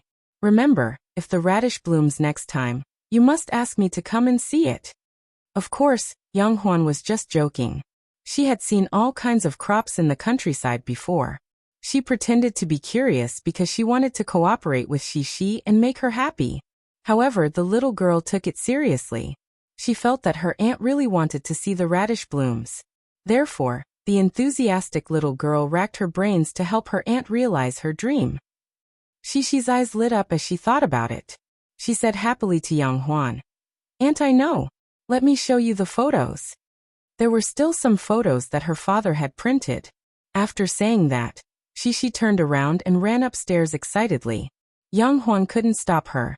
Who knew that Xixi, who had run upstairs in high spirits, would see a scene that made her scream as soon as she entered the bedroom. Xiao Guai was squatting on the table, and the cat was staring at the little girl in the cage. Xixi was so happy when she came back that she left Xiaoya's cage on the table and ran downstairs to play with her aunt. She forgot to close the door of the bedroom. And Xiao Guai, who was usually elusive, had actually seized such a coincidental opportunity to appear in the bedroom. Of course, she didn't know if little Guai wasn't interested in Xiaoya, or if it couldn't open the birdcage. Anyway, when Xixi ran up, she saw little Guai sizing up Xiaoya with its tail wagging from side to side in boredom. However, because Xixi ran over and screamed, little Guai became even more excited. It jumped from the table and landed firmly on the ground with its chubby body. Then, it intimately moved to its little master's side, and used its body to rub against Xixi's ankle. However, no matter whether Bab had the intention to violate Xiaoya or not, Xixi pouted unhappily. She looked at Xiaoya in the cage and made sure that it was fine. It was just a little scared. Xiaoya, who was usually lively, shrank to the wire fence on the second floor of the cage. Then Xixi squatted down and held Bab's chubby face angrily. She said angrily, "Bab, you are not good at all. How can you eat Xiaoya? Xiaoya is our good friend." Bab looked at Xixi innocently with its round eyes and thin pupils. Meow. It sounded a little confused. Although nothing major happened, Xixi's earth-shattering scream still startled Yang Yi, who was preparing lunch downstairs. His ears were very sensitive, and he could hear Xixi scream from afar. Yang Yi thought that something big had happened. He didn't even wash his hands and hurriedly ran upstairs with meat on them. Fortunately, when he ran upstairs, he saw that nothing had happened. Xixi was just angrily scolding Bab. "Papa, Bab wants to eat Xiaoya." When the little girl saw her father come upstairs, she immediately felt confident and hurriedly asked him for help. "What should I do? Papa, I don't want Xiaoya to be eaten. Don't think that this is a small matter." The little girl was so anxious that she was about to cry, because she remembered that she had actively applied to the teacher for Xiaoya to be a guest at her house this weekend. If she went back next week and could only carry an empty cage to school, how embarrassed would the little girl be? When she saw the dangerous scene just now, Xixi felt that she had let down her classmates and teachers. She didn't take good care of Xiaoya. She couldn't even compare to the class monitor Chao Ruolin, who she didn't trust before. Thinking of this, Xixi's heart felt especially uncomfortable. It's okay. Bab is probably just playing a prank. Look, isn't Xiaoya fine?" Yang Yi hurriedly squatted down and hugged Xixi to comfort her. Yang Yi knew that his hands were dirty, so he could only think of a way. He used the inside of his forearm to gently stroke the little girl's hair and simply comfort Xixi, whose eyes were misty and was about to cry. But I'm still scared. Papa, I'm scared that Xiaoya will really be eaten." Xixi said in her father's arms, feeling wronged. Bab, Little Gray, and Little Bun are all very naughty. What Xixi was worried about was indeed a relatively big problem. Yang Yi thought carefully, and felt that he used to think that Xiaoya would be able to live in their house safely with the protection of the cage, but now he realized that it didn't seem to be possible. Just like the little goldfish, when they took care of Xiaoya, there were still times when they were careless. Back then, they were careless and forgot to cover the fish tank. Little Bun, that little guy, was actually able to take advantage of the gap and kill a little goldfish. Although domestic cats and dogs didn't have much desire to eat goldfish, birds, or even mice, they were animals after all. Especially Bab and the others, the nature of cats was there. Even if they didn't eat, they had the habit of teasing these prey. Xiaoya was so small, and if she was teased by these guys without restraint, she would probably die. And Xiaoya wasn't a goldfish. If it died, where would Yang Yi find a second Xiaoya for Xixi? Moreover, now that Xixi had grown up a lot and was much smarter, it wouldn't be so easy to fool her. So he had to think of a way. After lunch, Yang Yi accompanied Xixi and carried the birdcage and Xiaoya to Lan Xian's house. Xian, you have to help me take good care of Xiaoya. Xixi reluctantly put Xiaoya down, then pulled Lan Xian's hand, shook her little butt, and said in a sad tone, "It's okay. I've helped you take care of Xiaoya in school. Leave Xiaoya to me, don't worry." Lan Xian was like a big sister, patting her fleshy little chest and said happily, But you have to help me take good care of Bai Bai." Bai Bai was Lan Xian's Samyet. It was much bigger than steamed bun, and was usually quite docile. However, it was said that sometimes Bai Bai wasn't as obedient as its angelic appearance, and sometimes it would be unrestrained. Anyway, Xixi and Lan Xian had discussed on the phone just now. In order to ensure Xiaoya's safety at their house, Xiaoya would temporarily spend the weekend at Lan Xian's house, because Lan Xian only had one dog, so it was easier to move. But cats were troublesome. Xiao Guai and the rest liked to run around. Even if they went to Lan Xian's house, they might sneak back at night, so it was still not safe. So Xiaoya stayed at Lan Xian's house, and this Samyet called Bai Bai was going to be a guest at Xixi's house for 2 days. It didn't matter. After all, Bai Bai was often taken by Lan Xian to play with steamed bun, so it was very familiar with Xixi's house. Yang Yi looked at Xixi's reluctant look and said with a smile, "Xixi, don't worry. Xiaoya staying at Xian's house is the same as staying at our house, isn't it? It's so close. You can go to Xian's house in the afternoon, play with her, and take care of Xiaoya together." Yes. Lan Xian beamed with joy and said, "Xixi, you can come over and help me feed Xiaoya the bugs." "Aya, what's so scary about that? These are dead bugs that can't be moved." Cici had already forgotten her initial fear. However, it made sense. These worms were all dried worms. Cici had fed Xiaoya a lot of them, so she had already gotten used to it. How could she still feel afraid? The little girl could even use her hands to catch the bugs. She was much braver than before. But Lan Xian still didn't like the appearance of these bugs. Usually, she would use Xixi's little tweezers to catch the bugs from a distance. So she pouted and argued, "They're dead, but they're still bugs." After entrusting Xiaoya to Lan Xian, Yang Yi and Xixi brought Lan Xian's Sammy at home. But he didn't know what kind of special reaction Bai Bai's arrival would have.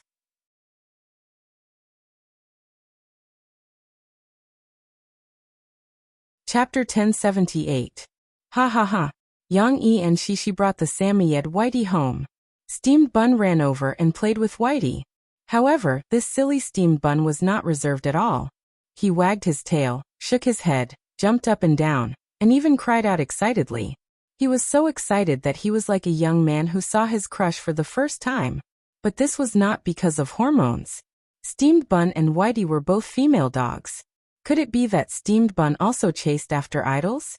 Maybe Whitey, who was as beautiful as an angel, was Steamed Bun's idol dog. Ignoring the excited Steamed Bun, Yang Yi saw that Bai Bai's arrival did not shock or anger the indigenous Steamed Bun.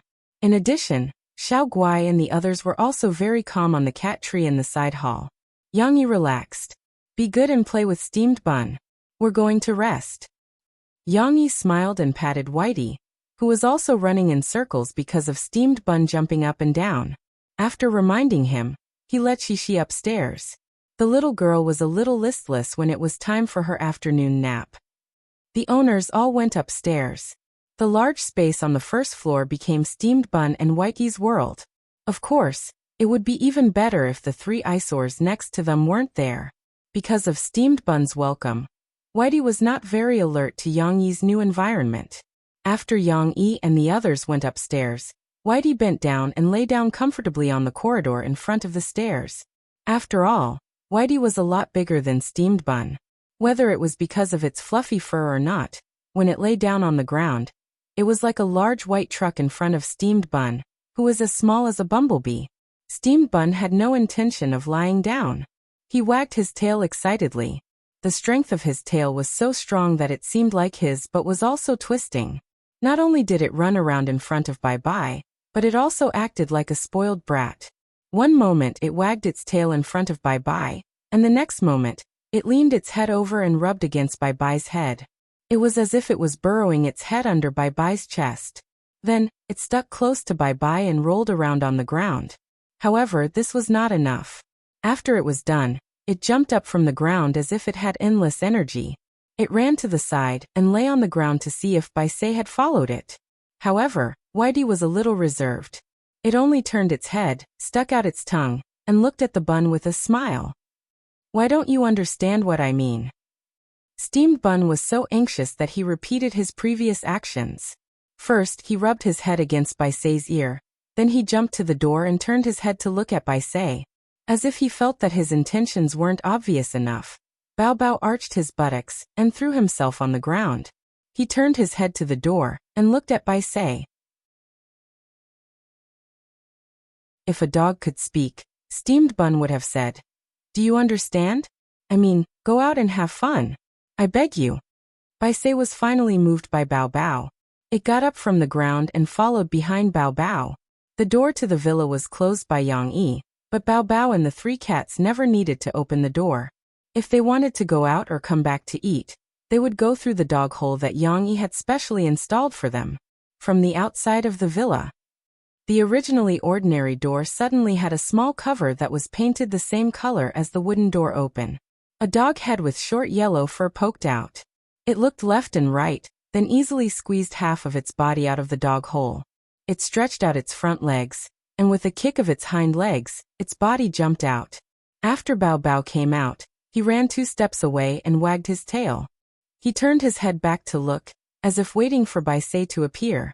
Not long after, a white head squeezed out of the dog hole somewhat awkwardly. After squeezing out, the fluffy hair allowed people to recognize that the white furry ball was Bye-Bye's head. Squeezing through a dog hole could be said to be a relatively new experience for Bye-Say. But Bye-Say still looked around happily before continuing to squeeze out. But it seemed that this small dog hole was a serious test for Bye-Say's huge body. Its fluffy hair had already covered the door of the dog hole, but when it squeezed into its body, Bye-Say, who had shrunk a lot, was still stuck. Bye-Say squeezed out strenuously. Bao-Bao also wagged his tail in front of it and ran back and forth, as if to encourage Bye-Say. But maybe it really couldn't. Its 2 front paws couldn't reach out, and because it tried so hard to get out, part of its front legs were stuck in the dog hole. Gotcha! With a crisp sound, the dog hole's cover was squeezed off by Bye-Say, and the rubber ring was strung on Bye-Say's body. This seemed to give Bao-Bao and Bye-Say some hope, because Bye-Say took the opportunity to squeeze out a little more. But the dog hole wasn't big to begin with, and in the end, Bye-Say still couldn't squeeze out. Now a bigger problem appeared. Bye-Say was stuck in a position where it couldn't move forward or backward. Its hind legs moved, but it found that it couldn't move, no matter how hard it tried. Woo-woo. Bye-Say was dumbfounded, and wailed to Bao-Bao for help. This position was very uncomfortable. Its front legs couldn't touch the ground, its hind legs were slipping, and its stomach was uncomfortable. "I'm going to die, I'm going to die." Steamed Bun was also anxiously pacing back and forth. He tried to bite the dog hole's door cover, as if he thought he could pull Whitey out of the hole. However, only the door cover was pulled. Soon, Steamed Bun broke the rubber band, and the door cover was flung to the ground. But Bye-Say still couldn't move. What should I do? Just as Bao-Bao was anxiously pacing around, Bye-Say, who was stuck in the door hole for a while, showed a strange expression. Then, it was so anxious that it started to flop on the ground, whimpering in fear. What happened? A few minutes ago, when Bao-Bao brought Bye-Say out, Little Gray, who was lying on the cat tree and sleeping with its eyes closed, opened its eyes. "Why are you sleeping? It's such a beautiful afternoon, let's go out and play." Therefore, Little Gray jumped down from the cat tree, squatted behind Bye-Say's butt, and prepared to line up to go out. But who knew that Baisei would be stuck? Little Gray looked at Baisei's anxiousness as it kicked its legs and wagged its tail. It found it very interesting, so it tilted its head and looked at it for a while. Finally, Baisei was tired and wanted to rest. Little Gray jumped up, and when its fluffy big tail stopped moving, it grabbed it with its claws.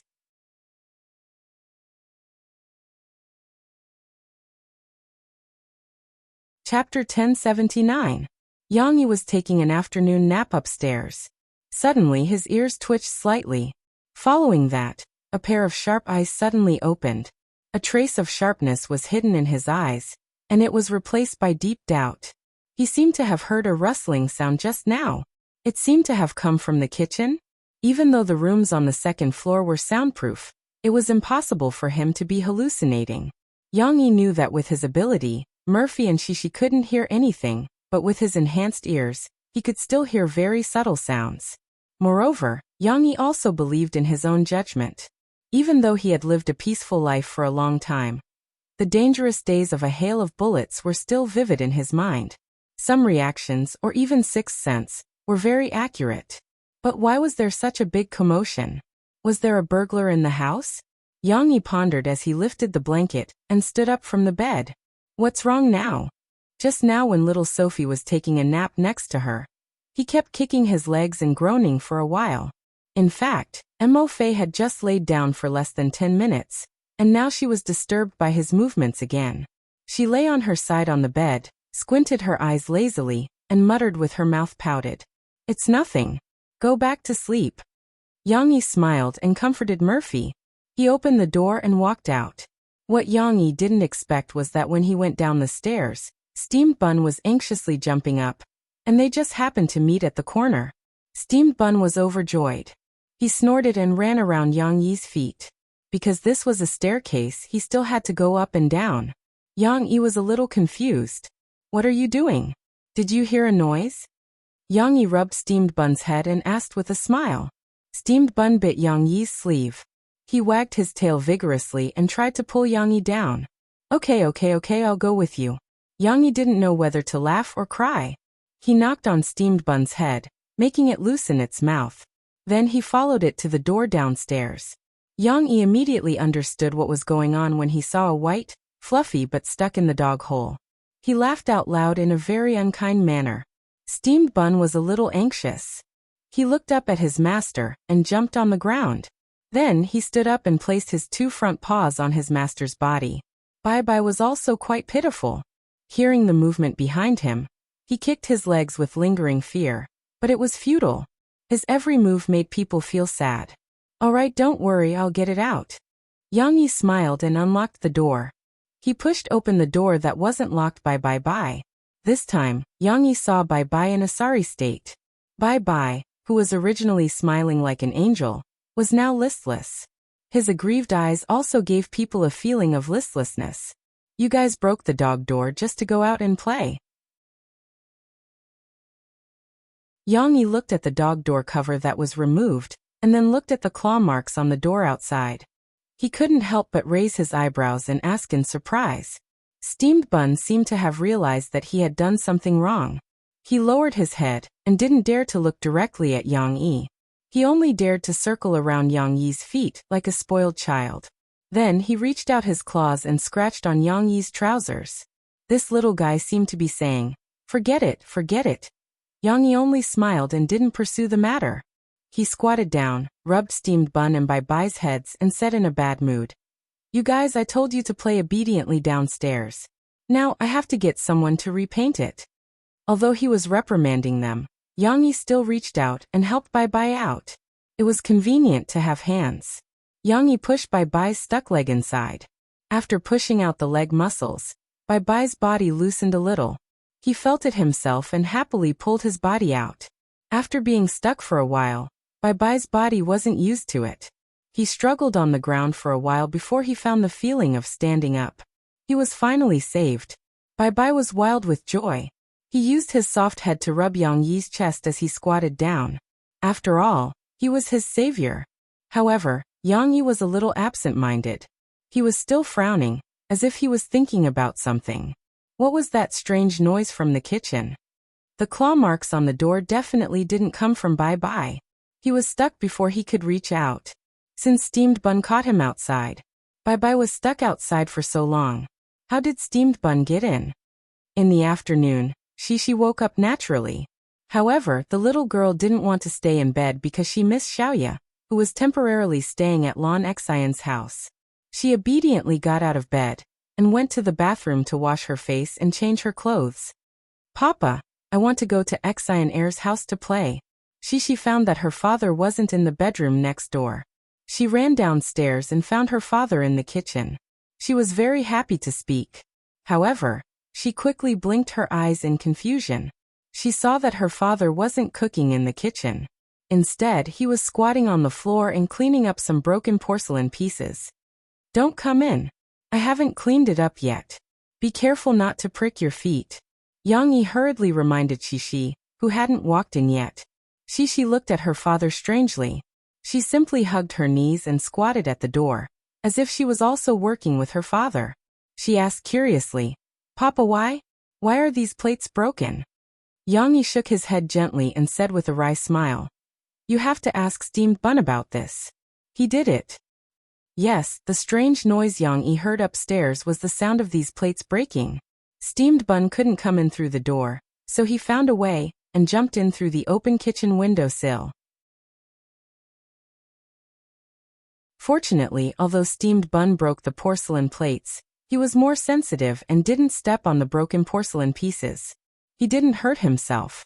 Yang Yi only slightly blamed Steamed Bun for his recklessness and didn't care too much. If the plates were broken, they could just buy more. If Steamed Bun was hurt, Yang Yi would be worried and upset. Although Yang Yi and Shishi would sometimes blame Steamed Bun for some of his mistakes and even make him the scapegoat, no matter what, they still loved Steamed Bun. There was also Little Guai, Little Gray, and Dondo. They were all family. How many happy memories did they have with each other? Not to mention, Steamed Bun also accompanied Tong Tong as he grew up. How could Yang Yi bear to let Steamed Bun get hurt? Although the villa was in a mess, Yang Yi still opened the door and let Steamed Bun and Whitey play in the grass in the yard. Time rewound to the time before the strange noise in the kitchen. Whitey was stuck at the door for a while. Steamed Bun could only anxiously walk in circles in front of the door. He didn't know how to enter the house and ask his master for help. However, after Little Gray got tired of playing with Whitey's tail, Steamed Bun pricked up his ears and turned his head to follow Little Gray's position in the house. His ears were very sensitive. Soon after, he heard the sound of Little Gray jumping down from the kitchen windowsill. Not long after, Little Gray walked past Steamed Bun and Whitey with his elegant cat steps. He didn't even turn around to look at Steamed Bun and Whitey, who looked a little sad. No, Whitey didn't have any balls. It was just Whitey's sadness. Steamed Bun looked at Little Gray with shining eyes. He now had a way to enter the house.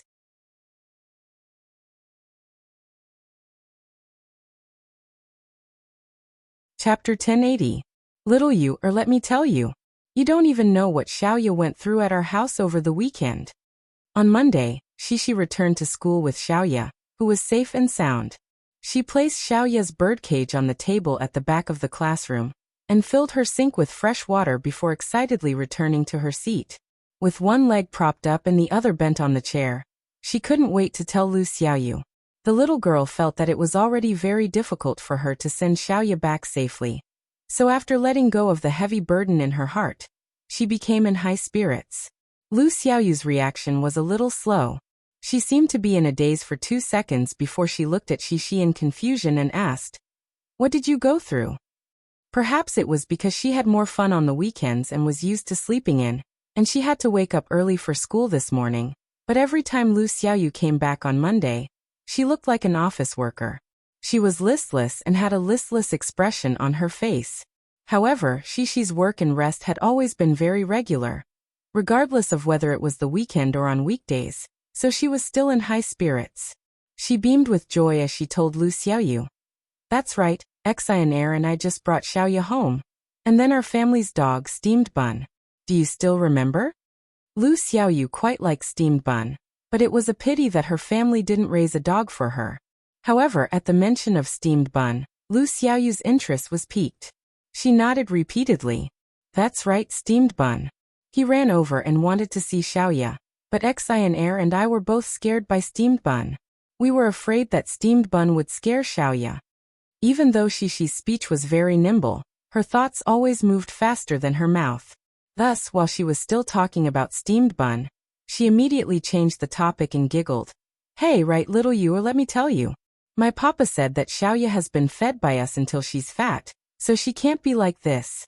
If I get any fatter, I won't be able to fly anymore. Hee. Lu Xiaoyu was not easily amused. She found Xishi's words very amusing, so she also laughed. This further encouraged Xishi's desire to talk. Thus, the young lady started from Xiaoya's exploration in the bushes, and then talked about Xiaoya's danger in her room. Fortunately, she appeared like a divine soldier from the heavens, and rescued Xiaoya from Xiaoya's bloody mouth. He didn't know if it was because she had heard too many stories from her father, and was influenced by him, or if it was because Xisi had grown up over the years and had become more eloquent. The little girl's stories were very exciting, with all kinds of twists and turns and all kinds of ups and downs. Gradually, not only was Lu Xiaoyu listening, Xishi and Lu Xiaoyu's seats, the two boys in front of them, also turned their heads to listen. Behind them, Chen Yuxuan was propped up on someone else's table, his eyes wide open as he listened with a face full of surprise. His expression was the most varied, but when he heard that Xiaoya was in danger, Chen Yuxuan showed a terrified expression.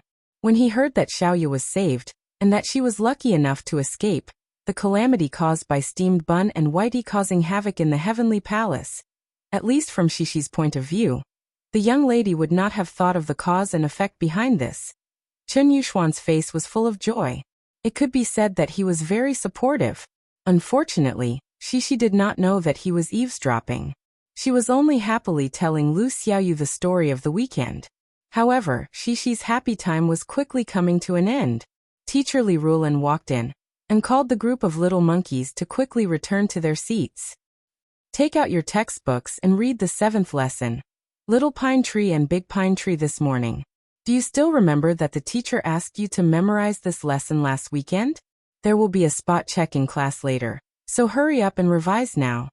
The teacher's arrival disbanded Xishi's story club, but the little girl still wanted to continue.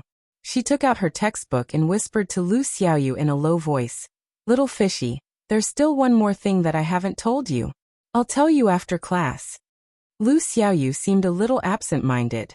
She took out her textbook in a panic and nervously muttered, It's over. Xishi, I forgot to memorize the lesson.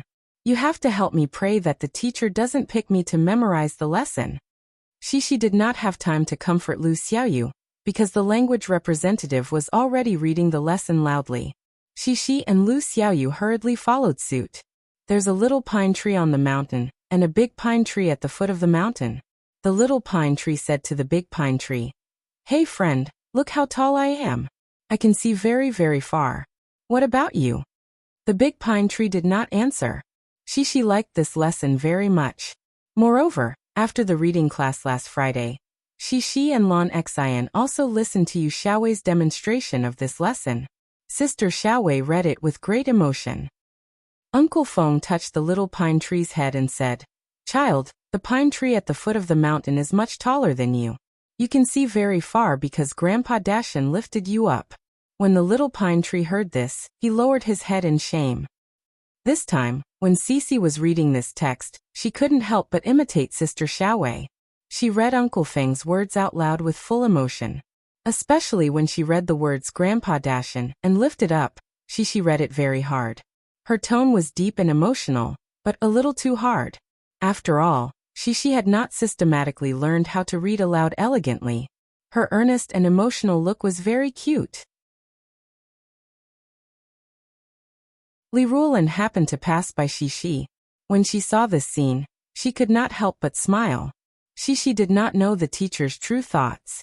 She felt that when the teacher passed by, she was sitting upright and still, trying hard to perform. Now that she caught a glimpse of the teacher's smile, the little girl thought that the teacher was praising her. Suddenly, she felt a sense of accomplishment, and worked even harder to read the rest of the lesson. After Li Rulan patrolled the class for 2 weeks, she returned to the podium. She still had to stay behind to supervise the morning reading class. After all, these first-grade children's self-control was still a little weak. If she or the other teachers in charge of the morning reading class were not watching, some of them might quietly slack off and not study. Standing on the podium, she could still serve as a deterrent. It was the same reason that an examiner had to sit in front of the examination room during an exam. Of course, in order not to waste time, Li Ruolin opened the children's diaries that the subject representative had helped her collect in the morning and began to correct the children's diaries. After the last spring outing, Li Ruolin had started to teach the students to write diaries. The children had complained a lot, but they had gradually gotten used to it recently. Of course, Li Ruolin still knew a thing or two about the children's abilities. She did not set any thresholds for their diaries. Some children would write more, such as Xixi and Chao Ruolin, who were serious students. Some children would write less, such as Chen Yuxuan and the other children who did not like to study. 1 or 2 sentences would become a diary entry, but Li Ruolin did not blame them. Even now, Li Ruolin was holding a red pen and correcting the diaries. She did not want to give marks. The so-called correction was just to see if the children had completed the diaries and give some feedback based on the content. For example, now that she had opened Chen Yuxuan's diary, there were only a few sentences in the previous Friday's diary that had not been corrected yet. Tonight, Mom said, "Chen Yuxuan, take this garbage out." I said, "Yes." The garbage was so heavy, but I was very strong, so I took the garbage downstairs and threw it out. Chen Yuxuan's diary was already much better than before. At least, it had changed from a simple sentence, "Nothing happened today." It was so boring.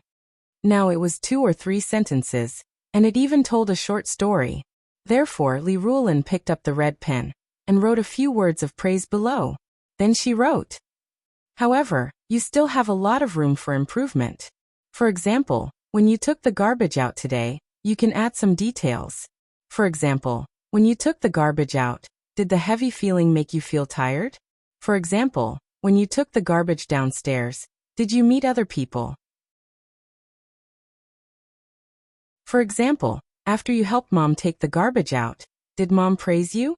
These are all things that you can mention. Li Ruolin did not pick. She read the diaries according to the order in which they were placed. Although she preferred to read Xixi's diary, there were many interesting stories in it. It could be said that reading Xixi's diary was as interesting as reading a storybook. However, after all, she still had to take care of and educate every student, regardless of whether they wrote well or poorly. Take Chen Yuxuan for example. Although his writing was not as good as Xixi's, Li Ruolin still gave a lot of comments. Moreover, she also saw Chen Yuxuan's delightful improvement. After correcting the Saturday and Sunday diaries, Li Ruolin put down Chen Yuxuan's diary and picked up the next one. The signature was Lan Xian. Li Ruolin flipped open the diary and read it carefully. Suddenly, she frowned slightly and her expression became serious. Moreover, her eyes began to show hesitation.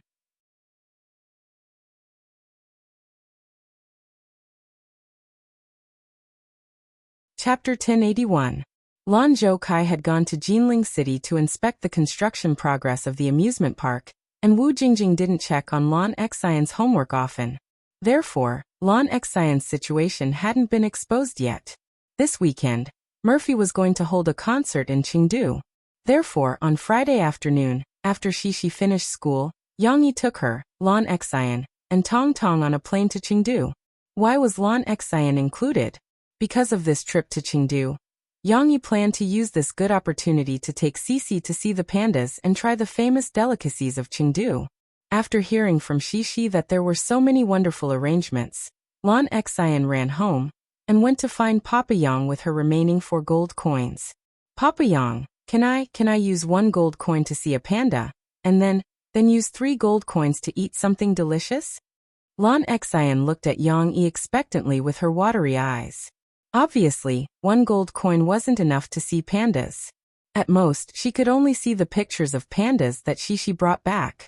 And 3 gold coins wasn't enough to eat much delicious food. However, looking at Lan Xian's pitiful eyes, Yang Yi touched his conscience and finally accepted Lan Xian's 4 gold coins. He pretended that it was a promotion for the half-year anniversary of the opening of Gold Coin Mall, and gave Lon Xian a first-class plane ticket. It had to be said that the first-class cabin of a domestic flight was very different from the first-class cabin of an international flight. Yang Yi and the others were on the plane from Jiangqing to Chengdu. The first-class cabin was similar to the business-class cabin, and it was arranged in pairs with 6 seats in a row. The luxury of the seats couldn't be compared to the first-class cabin of an international flight. At a glance, it seemed similar to the economy-class cabin. At most, the gap between the seats was bigger, the seats could be reclined, and there were armrests on both sides. The small table was more spacious, and of course, there was a small sofa behind the front row for feet and luggage. It sounded quite complete, but it did look a little shabby. However, Yang Yi had been on it many times and was used to it. Moreover, Yang Yi was more concerned about the fact that there were fewer people in the first-class cabin, and it was more private. With his identity, it wouldn't be easy to cause a sensation. For the children, the luxury of the seats wasn't within their scope of concern. After Shi and Lon Xian got on the plane, they ran around excitedly. The 2 girls jostled each other as they ran to the front and couldn't stop giggling. Yang Yi and the others were the first batch of passengers to come to the first-class cabin. There was no one else around, so Yang Yi didn't care about the noise of Shi and Lon Xian. He was busy putting Tong Tong, who was in his arms, on the seat and putting the square suitcase that he carried with him on the small sofa in front. But soon new first-class passengers came up. It was an elderly couple who were dressed fashionably. They looked like they were in their 50s or 60s. The stewardess was taking their tickets and leading them to the seats at the back. Yang Yi looked up and waved his hand to Shi and Lon Xian. The 2 girls were standing in a row, looking out the window of the plane and chattering. "Don't disturb others. We are now in a public place, so you can't be as casual as you are at home. You have to speak softly, and you can't run around." Yang Yi gently rubbed the 2 girls' heads and said with a smile, "Let's make a small agreement, okay? Today on the plane, let me see who is the most obedient. Tomorrow, when we go to see the panda, I'll buy you a big ice cream, and the other one can only watch the other eat." A big ice cream? Cece's and Lanxin's eyes lit up at the same time. Now that the weather was hot, eating ice cream was simply the most comfortable enjoyment. Even if the weather wasn't hot, ice cream was still very attractive to children. "I'm the most obedient," Lon Xian hurriedly shouted. She stuck out her chest and looked very straight. "No, good children, you can't speak loudly." She was more direct. She pulled Lon Xian's hand and whispered. However, although the 2 girls were no longer as noisy as they were when they first boarded the plane because of the temptation of the ice cream, they were still driven by endless energy and the excitement brought about by the trip. After a while, they began to gather together and whisper to each other. Yang Yi bought 4 adjacent first-class tickets. Although Tong Tong wanted to sit with him, and it was a bit of a waste to have a ticket, Yang Yi bought 1 more just in case. Who knows, maybe Tong Tong wanted to sit alone during the flight. Therefore, these 4 seats gave Lon Xian and Shi space to play. Yang Yi sat in the middle seat so that he could take care of Tong Tong, and Shi and Lon Xian, who were sitting on the other side of the aisle. However, the 2 girls were restless. The plane flew steadily in the sky. When it was time to unfasten the seat belts, Shi and Lon Xian began to whisper to each other. No one knew what they were talking about, but they began to run excitedly from seat to seat.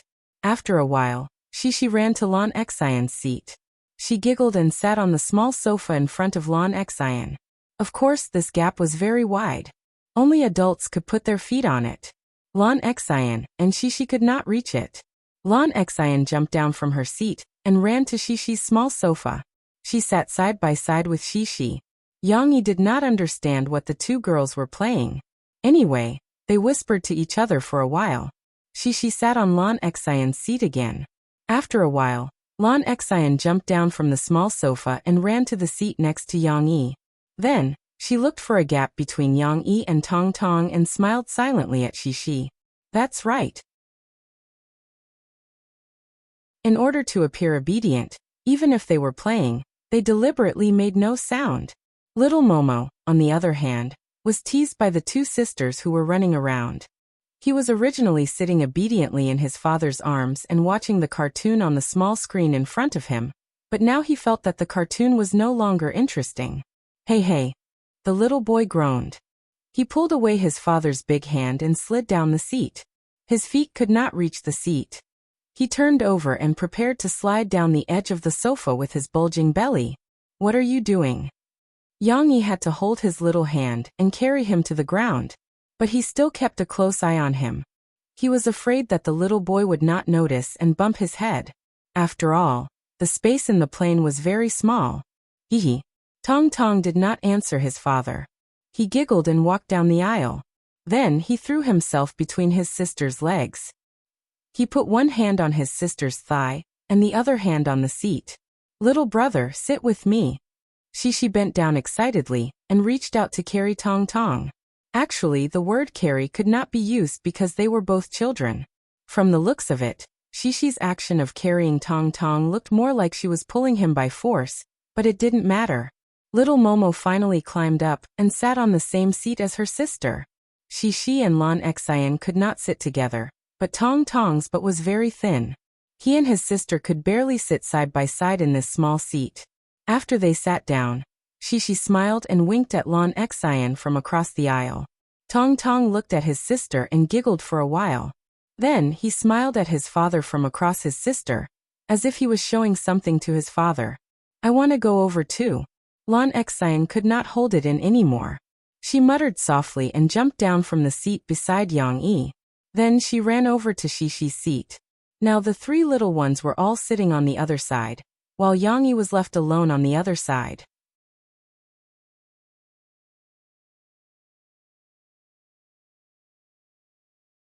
Chapter 1082.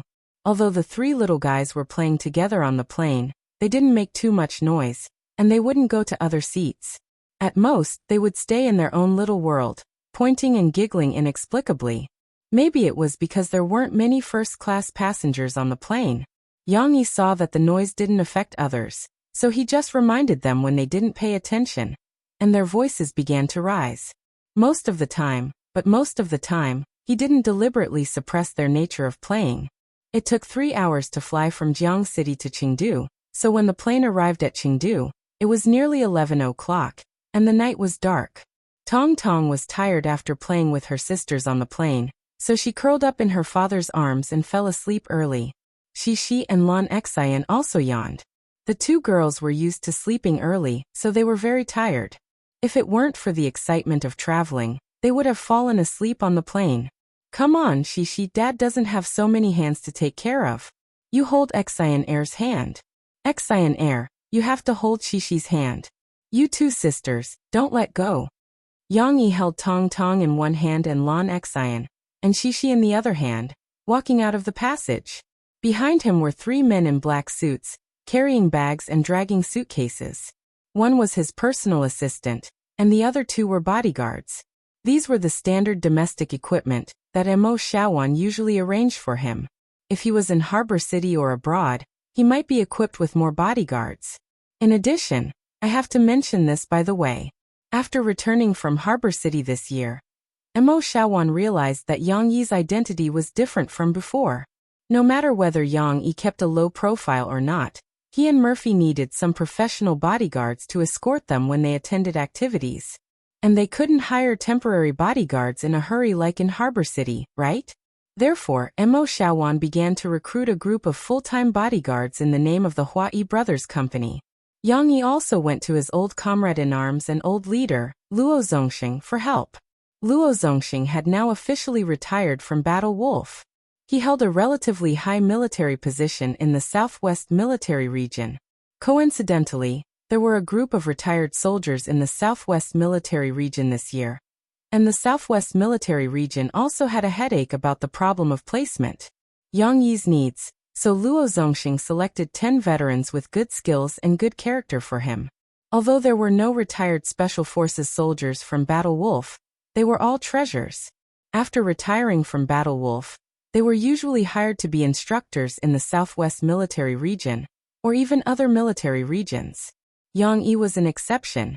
These 10 people were also the best among ordinary soldiers. After special training from the instructors of the bodyguard company, they also mastered the skills and qualities that bodyguards should have. Of course, the 10 bodyguards were not all arranged for Yang Yi. In order not to waste resources, sometimes when Guizi, Yang Huan, or Qianli Chuanshu attended more complicated events, Mo Xiaowan would also arrange 1 or 2 bodyguards to follow them. In comparison, Yang Yi and Murphy used bodyguards less often because they participated in fewer public events. Then again, although Yang Yi did not like ostentation, he had so many children with him this time. He would not feel at ease if he did not bring a few people with him. Moreover, now that the whole country knew about his net worth, it was necessary to bring some bodyguards with him when he went to other cities.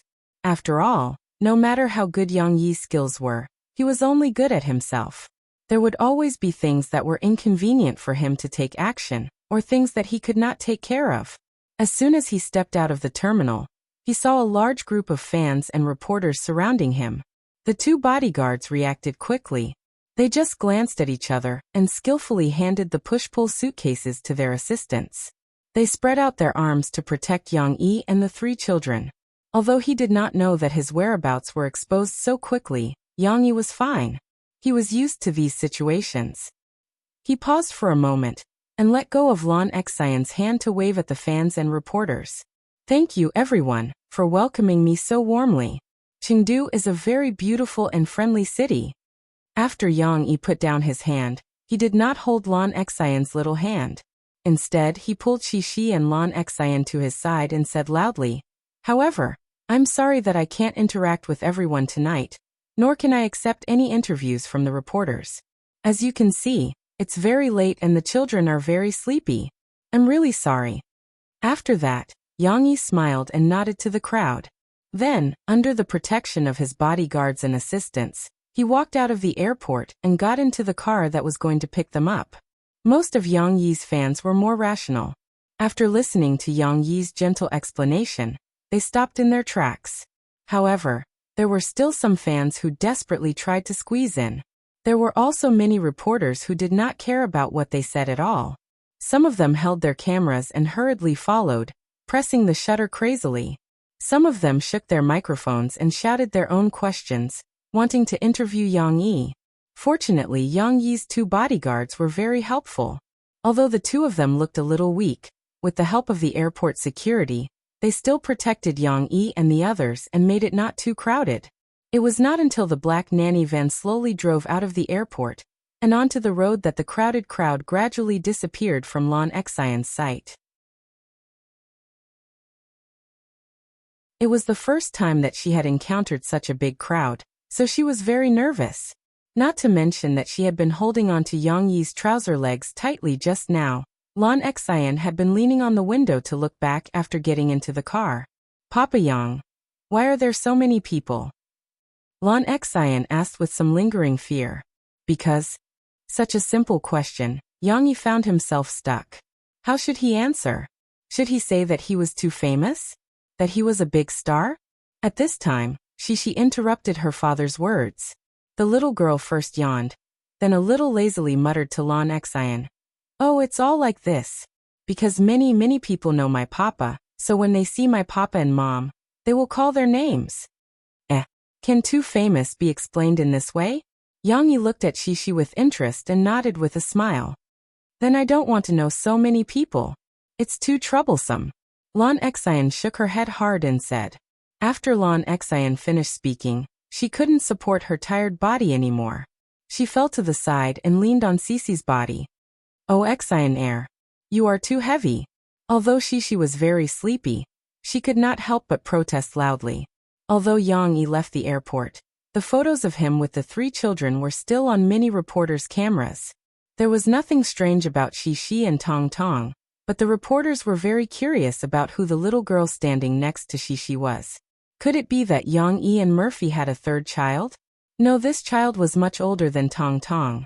If it was Yang Yi and Murphy's child, then it should be the 2nd child, and Tong Tong should be the 3rd child. But it was impossible. Xixi and Tong Tong looked a little like Yang Yi and Murphy, and Lan Xian. Although she was also a pretty little girl, judging from her body shape, they should not be a family. So the question was, who was this little girl that they could not ask at the airport? Why was she next to Yang Yi and received such considerate care from Yang Yi?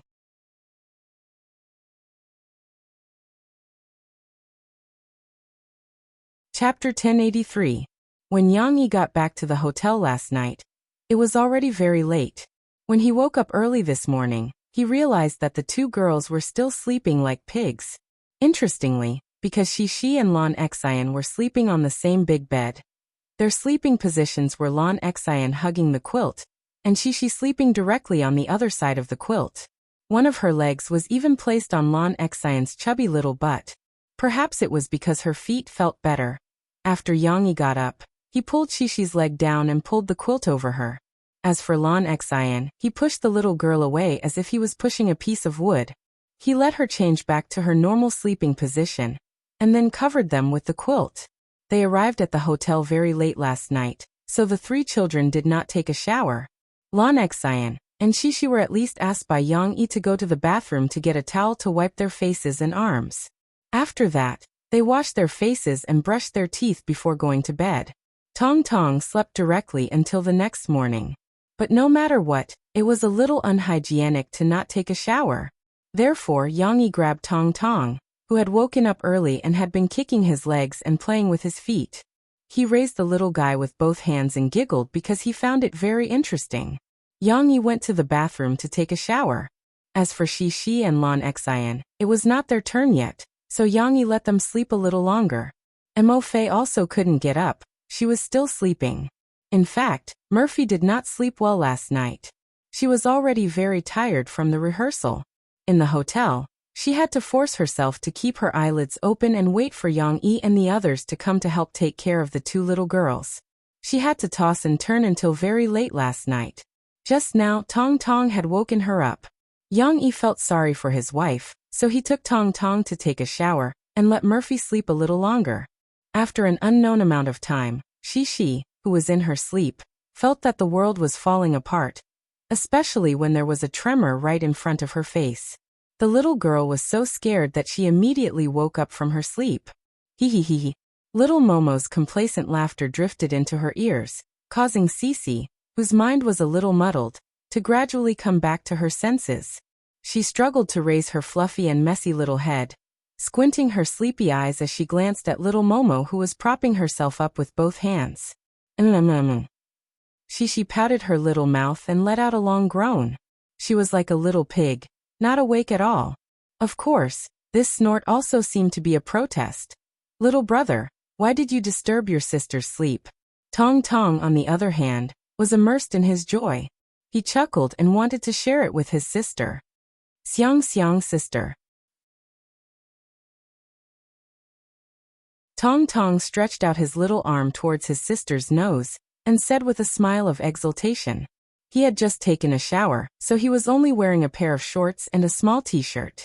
Naturally, a large part of his arm was exposed. His father was rummaging through his luggage to find diapers for him to wear, as he still had to take off his pants later.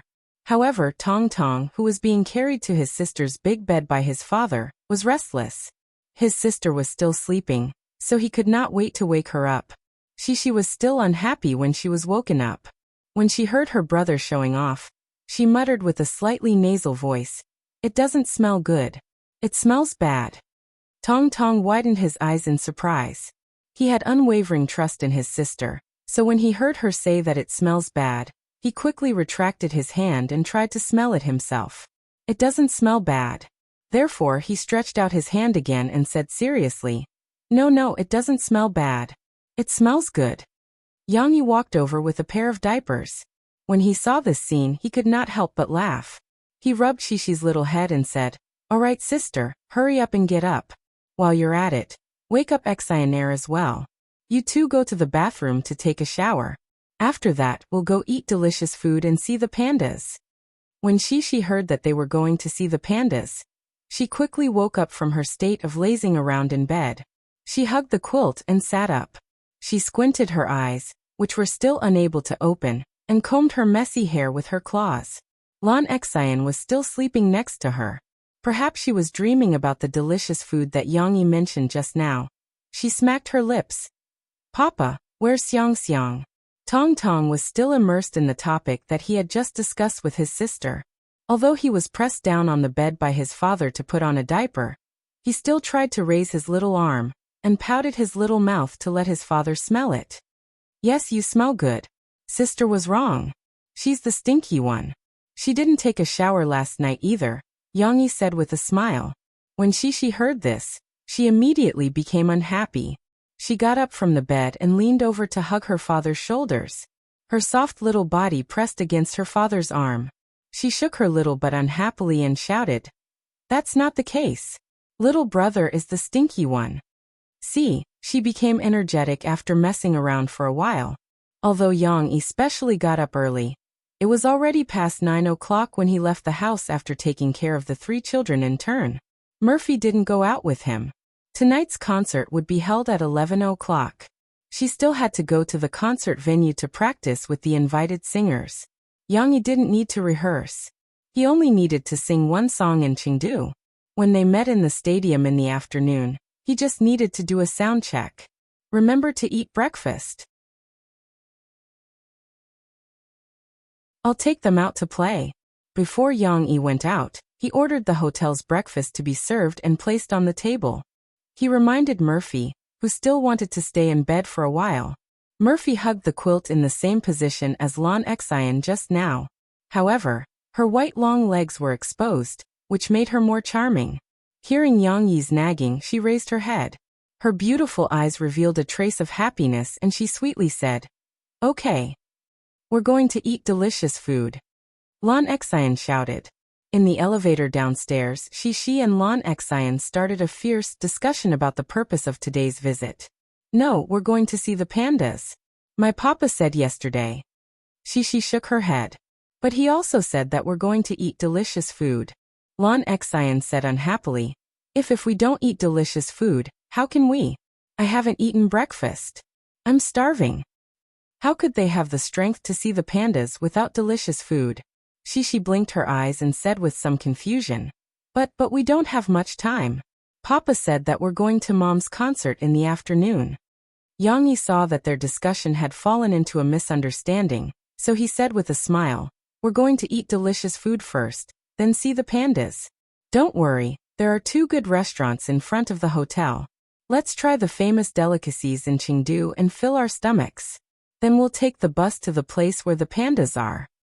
"See, I told you there would be delicious food." Lan Xian was overjoyed. She said to Shishi proudly, "Because we haven't eaten breakfast. It's just that your mother didn't eat delicious food. She wants to eat in the hotel. The hotel's breakfast is not delicious." "All right, but I want to see the giant panda as soon as possible. Brother too. Brother, do you want to see the super cute giant panda?" Cece turned her head and looked for her ally in her father's arms. Tong Tong opened his round eyes and looked at his sister. He found that his sister was talking to him, so he immediately laughed happily. "Pandas." She emphasized this word in front of her brother. Her big eyes were full of expectation, and she wanted her brother to repeat it. Tong Tong thought that his sister was talking about Xiao Guai. They were all cats, so why did she have to make it so complicated? He clapped his hands excitedly and shouted, "Meow meow." "Hey, it's not meow. It's not a cat, it's a panda. A panda is very big." She cried anxiously.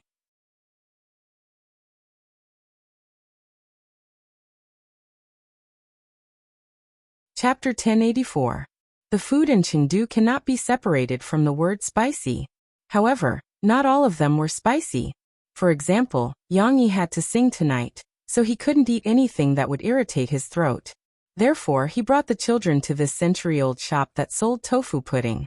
After leaving the hotel, they still encountered the problem of being surrounded by fans.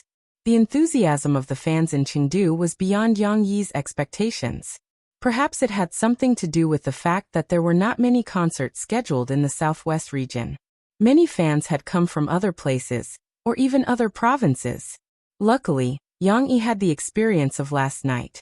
Today, he asked Mo Xiaowan to arrange a few more bodyguards for him to protect him all the way to the tofu pudding shop. "There's a private room upstairs. Be quiet." The owner of the tofu pudding shop was very considerate. When he saw the celebrities bringing their children over, he knew that this was a living advertisement. He immediately extended his hand to invite them upstairs, and vacated the tea room that he usually used to entertain his friends. One must know that this time-honored tofu pudding shop couldn't be considered luxurious. It was basically a hall. The so-called private room was just a small room upstairs. However, this wasn't bad. At least it was clean and tidy. The tea set had been moved away by the owner. "What do you want to eat?" Yang Yi took the menu and smiled as he asked Shishi and Lan Xian to look at it together. The two little girls, one on each side of Yang Yi, held onto Yang Yi's arm and stared at the menu. "It has to have a lot of meat," Lan Xian muttered as she looked at the menu. But it doesn't seem like there's any meat." "There's meat. There's beef tofu pudding here." Shishi's eyes were very sharp. She stretched out her slender arm and pointed at a line of words on the menu. Then, she turned her head and said to Lan Xian, "That's right. Beef tofu pudding." When Lan Xian saw the word beef, her eyes lit up. She excitedly said, "Daddy Yang, I want beef tofu pudding." "You want beef tofu pudding?" Yang Yi looked at the small chili symbol at the back of the menu. He smiled and said, "This is spicy. Can you eat spicy beef tofu pudding?" "Spicy?" Lan Xian's response was a little slow. At this moment, her little head was filled with the word beef. How could she care about anything else? Anyway, she just had a confused look on her face. On the contrary, Shishi reacted faster. She quickly grabbed her father's arm, shook her head and said, "No, don't eat spicy food." She seemed to dislike this shop when she heard that there was spicy food. Indeed, Shishi didn't like spicy food when she was young, but Yang Yi was still going to let her practice. He might forget about it today, but he had to try spicy food tomorrow no matter what. He had grown up and should improve his tolerance. He had to try all kinds of sour, sweet, bitter, and spicy food. Otherwise, wouldn't he miss out on a lot of delicacies in the world? The boss was standing at the side with a small booklet. When he heard Shishi's words, he hurriedly explained, Yes, we have non-spicy tofu pudding. For example, this brown sugar tofu pudding and this ice-drunk tofu pudding can be made non-spicy. Also, our signature Earbook is also filled with meat, and it's not spicy. This kid should like it." Lan Xian hurriedly nodded her head. "Ice-drunk tofu pudding? It's filled with alcohol? Kids can't eat it, right?" Yang Yi lightly raised his eyebrows and asked, "It's not filled with alcohol, but with mash. It won't make people drunk." The boss hurriedly explained. However, he looked at the three kids and hesitated for a moment before saying, "But if you have concerns, it's fine if you don't let the kids eat it. After all, there's still some alcohol in it. You can order the brown sugar tofu pudding." The boss looked at Yang Yi anxiously as he explained.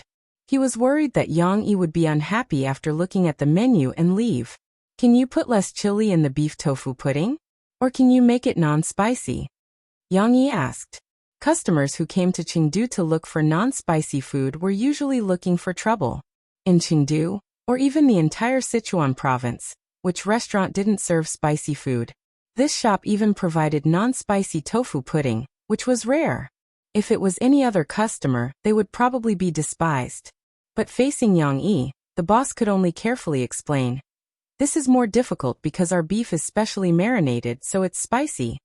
"Okay then, give me 1 serving of ice-drunk tofu pudding, 3 servings of brown sugar tofu pudding, and 2 servings of the one with meat filling." Yang Yi didn't mind and said, "Daddy Yi." The boss helped to add, "Yes." Yang Yi smiled and nodded his head. "I'll start with these. Also beef tofu pudding." Lan Xian, who was listening attentively at the side, immediately shouted, "How could they leave out the beef? This is spicy." Yang Yi smiled and looked at Lan Xian. Shishi also chimed in. "Yes, spicy food doesn't taste good. I want to eat. Lan Xian pulled Yang Yi's arm and looked at Yang Yi with her pleading eyes. "All right, add another serving of beef tofu pudding. The rest are the same. I don't think she can eat this beef tofu pudding." Yang Yi smiled and said to the boss. After ordering the dishes, Yang Yi asked Shishi to help take care of the tong tong.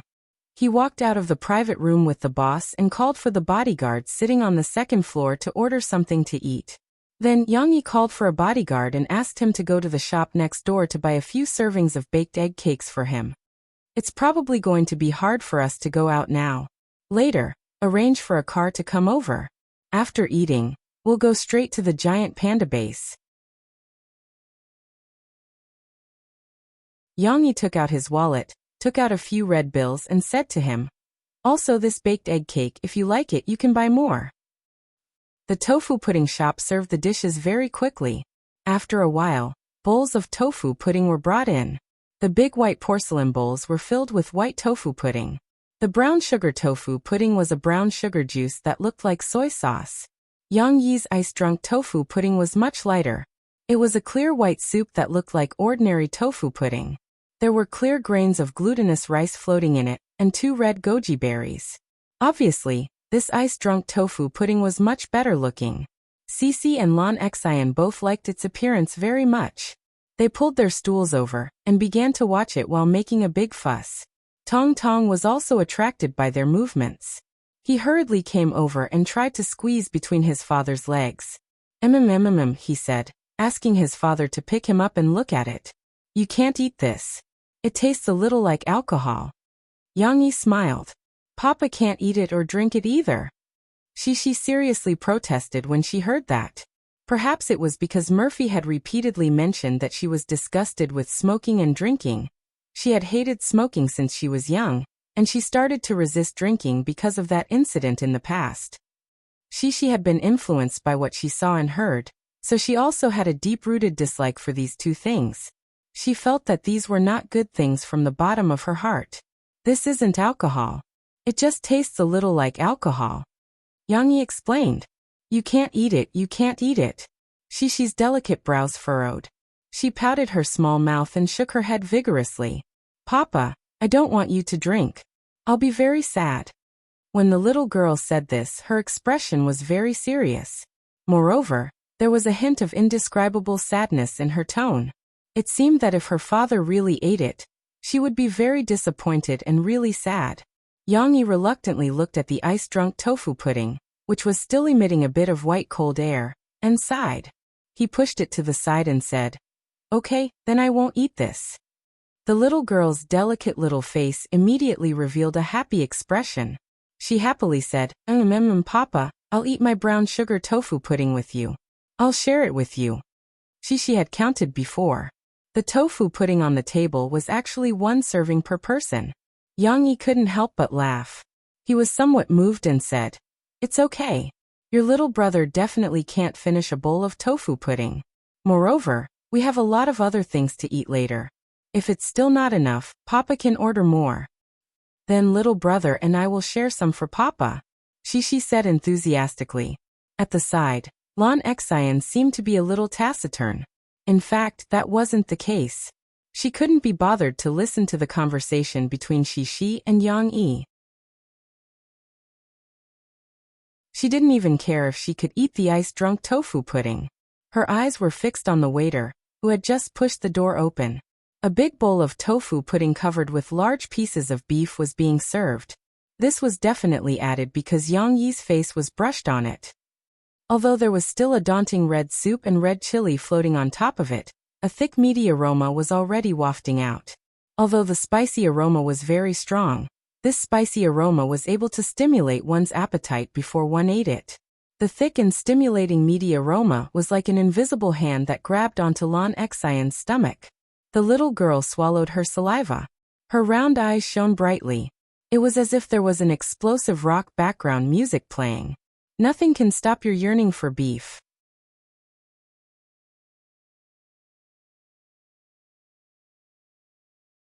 Chapter 1085. Excluding the ice-drunk tofu pudding and the other tofu pudding that Yang Yi didn't order because of its spiciness, there really wasn't anything special about the tofu pudding made with brown sugar. After all, there wasn't much difference between tofu pudding and tofu pudding. Although they weren't the same type of food, there was only a slight difference in the degree of solidification, and the texture was slightly smoother.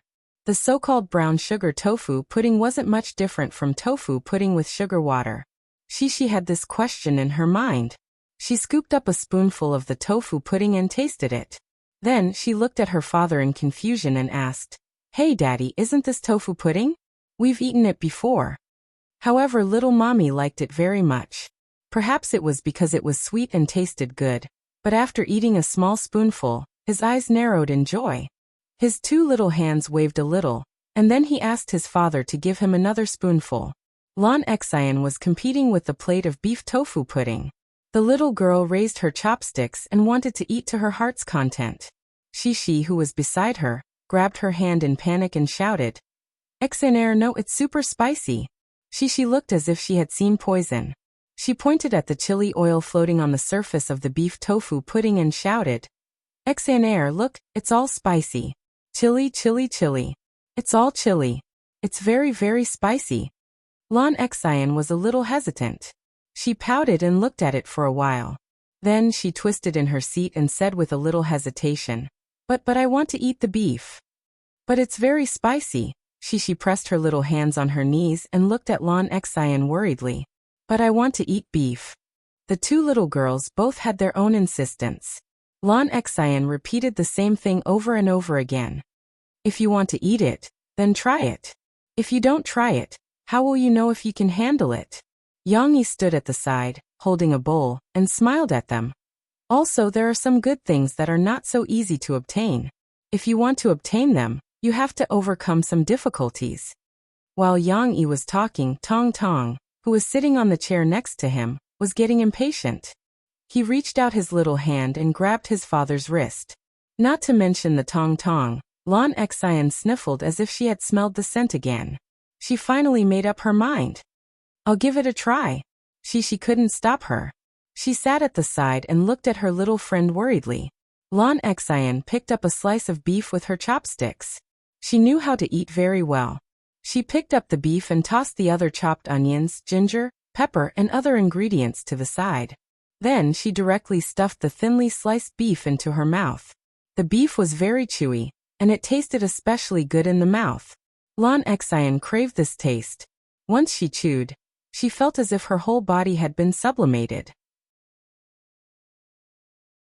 Her eyes narrowed comfortably. It seemed to be delicious. She blinked. She was so focused on Lon Xian that she even forgot to eat her own tofu pudding. Spicy beef.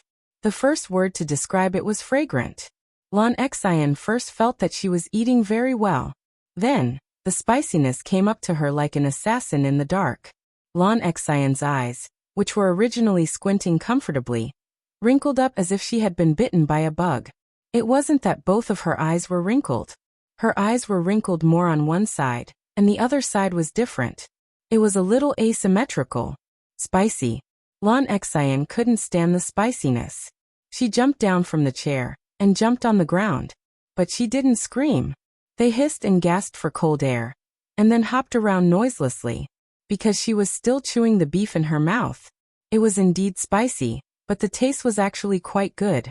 Lon Xian chewed and felt that with every bite, the rich flavor of the beef would surge out. How could she bear to spit it out? Yang Yi poured a glass of iced orange juice for Lon Xian. After Lon Xian ate the beef, she drank a few mouthfuls of orange juice to barely relieve the spiciness. But after the commotion just now, the little girl's face was red from the spiciness, and her forehead was sweating. "Is it very spicy?" She asked with concern. Lon Xian nodded. "Sai, I told you not to eat it," she said. Lon Xian recovered and regained her spirit. Her eyes were watery. She didn't know if it was because of the spiciness, but she looked very lively. She giggled and said, "But it's also very delicious." "But you were about to cry from the spiciness." She didn't believe her. "It's really delicious. The spiciness is also very delicious." Lon Xian didn't know if she was trying to be brave or really felt that way. She anxiously jumped in front of Shi and shouted. Actually, it was quite uncomfortable to be hit by the spiciness just now. Lon Xian didn't dare to continue eating the beef. Instead, she turned her head and drank her brown sugar tofu pudding. However, after eating the brown sugar tofu pudding and tasting the Earbook with meat filling, Lon Xian still couldn't forget about the beef. She bit the yi, erba with non-spicy yi, erba. But her eyes were fixed on the big piece of beef. How could the pork taste as good as the beef? Finally, under the stimulation of her appetite, Lan Xian gathered her courage and reached for the bowl of beef tofu pudding for the second time. This was a scene that Yang Yi and Shishi didn't notice. That was because Shishi felt that the tofu pudding didn't taste good. She was eating the yi, erba with one hand and pushing the bowl of tofu pudding to her father with the other hand, so that he could eat it. It wasn't until Lan Xian shouted that it was spicy and drank the orange juice that Yang Yi didn't know whether to laugh or cry as he looked at this gluttonous little girl. Just give it a try. If you don't like the spiciness, don't force yourself. Yang Yi comforted. However, when Lan Xian turned her head around, she didn't have an uncomfortable expression. She licked her red lips and said to Yang Yi with a serious expression, "No, it's really delicious." With the second piece of beef, there was a third piece, a fourth piece. Lan Xian seemed to have a better tolerance for spiciness. Although she was still gritting her teeth and sweating profusely from eating, Yang Yi saw that her eyes were very clear, and that her excitement didn't diminish. "Shishi, the beef is super delicious." Lan Xian didn't only eat by herself, but also chewed as she strongly recommended it to Shishi. "But it's spicy." When Sisi saw Lan Xian eating so happily, she actually wavered a little and said hesitantly, "It's fine. It's not spicy anymore. Shishi, let me tell you, you can drink this ice juice. It's super delicious, and then it won't be spicy anymore." Lan Xian said with a smile of exultation. Perhaps sometimes, the advice and encouragement of peers is more effective than the persuasion of parents. Sometimes it's a positive effect, and sometimes it's a negative effect. Let's look at the positive side here. Therefore, although Shishi was afraid of spicy food before, when she saw how excited Lan Xian was, her originally firm heart wavered again. "Why don't you do the same as Xian and try it first?" Yang Yi saw this and said encouragingly, "Maybe now that you've grown up, you'll feel differently about spiciness." When Lan Xian heard that Shishi was going to try her beef, she was a little unhappy. However, when she thought that it was Shishi, and that there was still a lot of beef left in the bowl, and that she was a little full from drinking the orange juice, she finally felt at ease. "Okay, Shishi, you try it too." After Lan Xian thought it through, she generously pushed the bowl over. With the encouragement of her father and friends, Shishi finally plucked up the courage to pick up her chopsticks. Tong Tong looked at his sister in surprise. He seemed to be able to hear the difficulty of this challenge. Although he was full and had no appetite, the little guy still stared at his sister with his big eyes as she picked up the beef. From Tong Tong's perspective, his sister hesitated for a long time before biting the beef between her teeth. However, her reaction was different from Lan Xian's. After a few bites, she felt the rising tide of spiciness. She frowned and spat it out. "It's so spicy, so spicy." Shishi frowned as she drank the orange juice and breathed in through her small mouth that was numb from the spiciness. "Oh, you can't spit it out." Lan Xian felt that it was a waste. "Don't you think it's delicious?" With the ice drink, Shishi felt better after a while. She nodded gently, pouted her small mouth and said, "It's delicious, but it's spicy. I don't think it's as delicious as my papa's." Yang Yi saw Shishi's improvement. He rolled his eyes and saw that she had poured half a cup of cold water into a cup. Then she picked up a piece of beef and rinsed it in the cup. Immediately, a layer of red oil floated in the cup. Yang Yi smiled as he put the washed beef into Shishi's bowl in front of her, and said encouragingly, "Here, try it. It may not be so spicy." "Is it really not spicy?" Shishi asked curiously. "It's definitely spicy, but didn't you try it just now? It's not a big deal, isn't it? You can rest for a while and feel better. Isn't that right?" Yang Yi smiled and said, "Then it's not as spicy as before. Maybe you can eat it. Try it and see if it's as delicious as Xian said." Lan Xian was very good at learning when it came to eating. When Shishi was still hesitating, she hurriedly picked up a piece of beef, rinsed it in the cup, and then stuffed it into her mouth. Shishi also ate the beef. This time, she didn't have to go through a mental struggle like before. Yes, it's quite delicious." This time, Sisi finally smiled joyfully. revealing her curved eyebrows with a smile. Although it was still a little spicy, she felt much better after washing it. She only took a small sip of the drink. However, Lan Xian didn't think so. She savored it carefully, shook her head vigorously and shouted, No, it's not delicious. It's still better spicy. Xian's attitude towards food was really strict. You're tuning in to the Earbook Haven YouTube channel. Don't forget to subscribe and join us on this journey to catch the most captivating stories.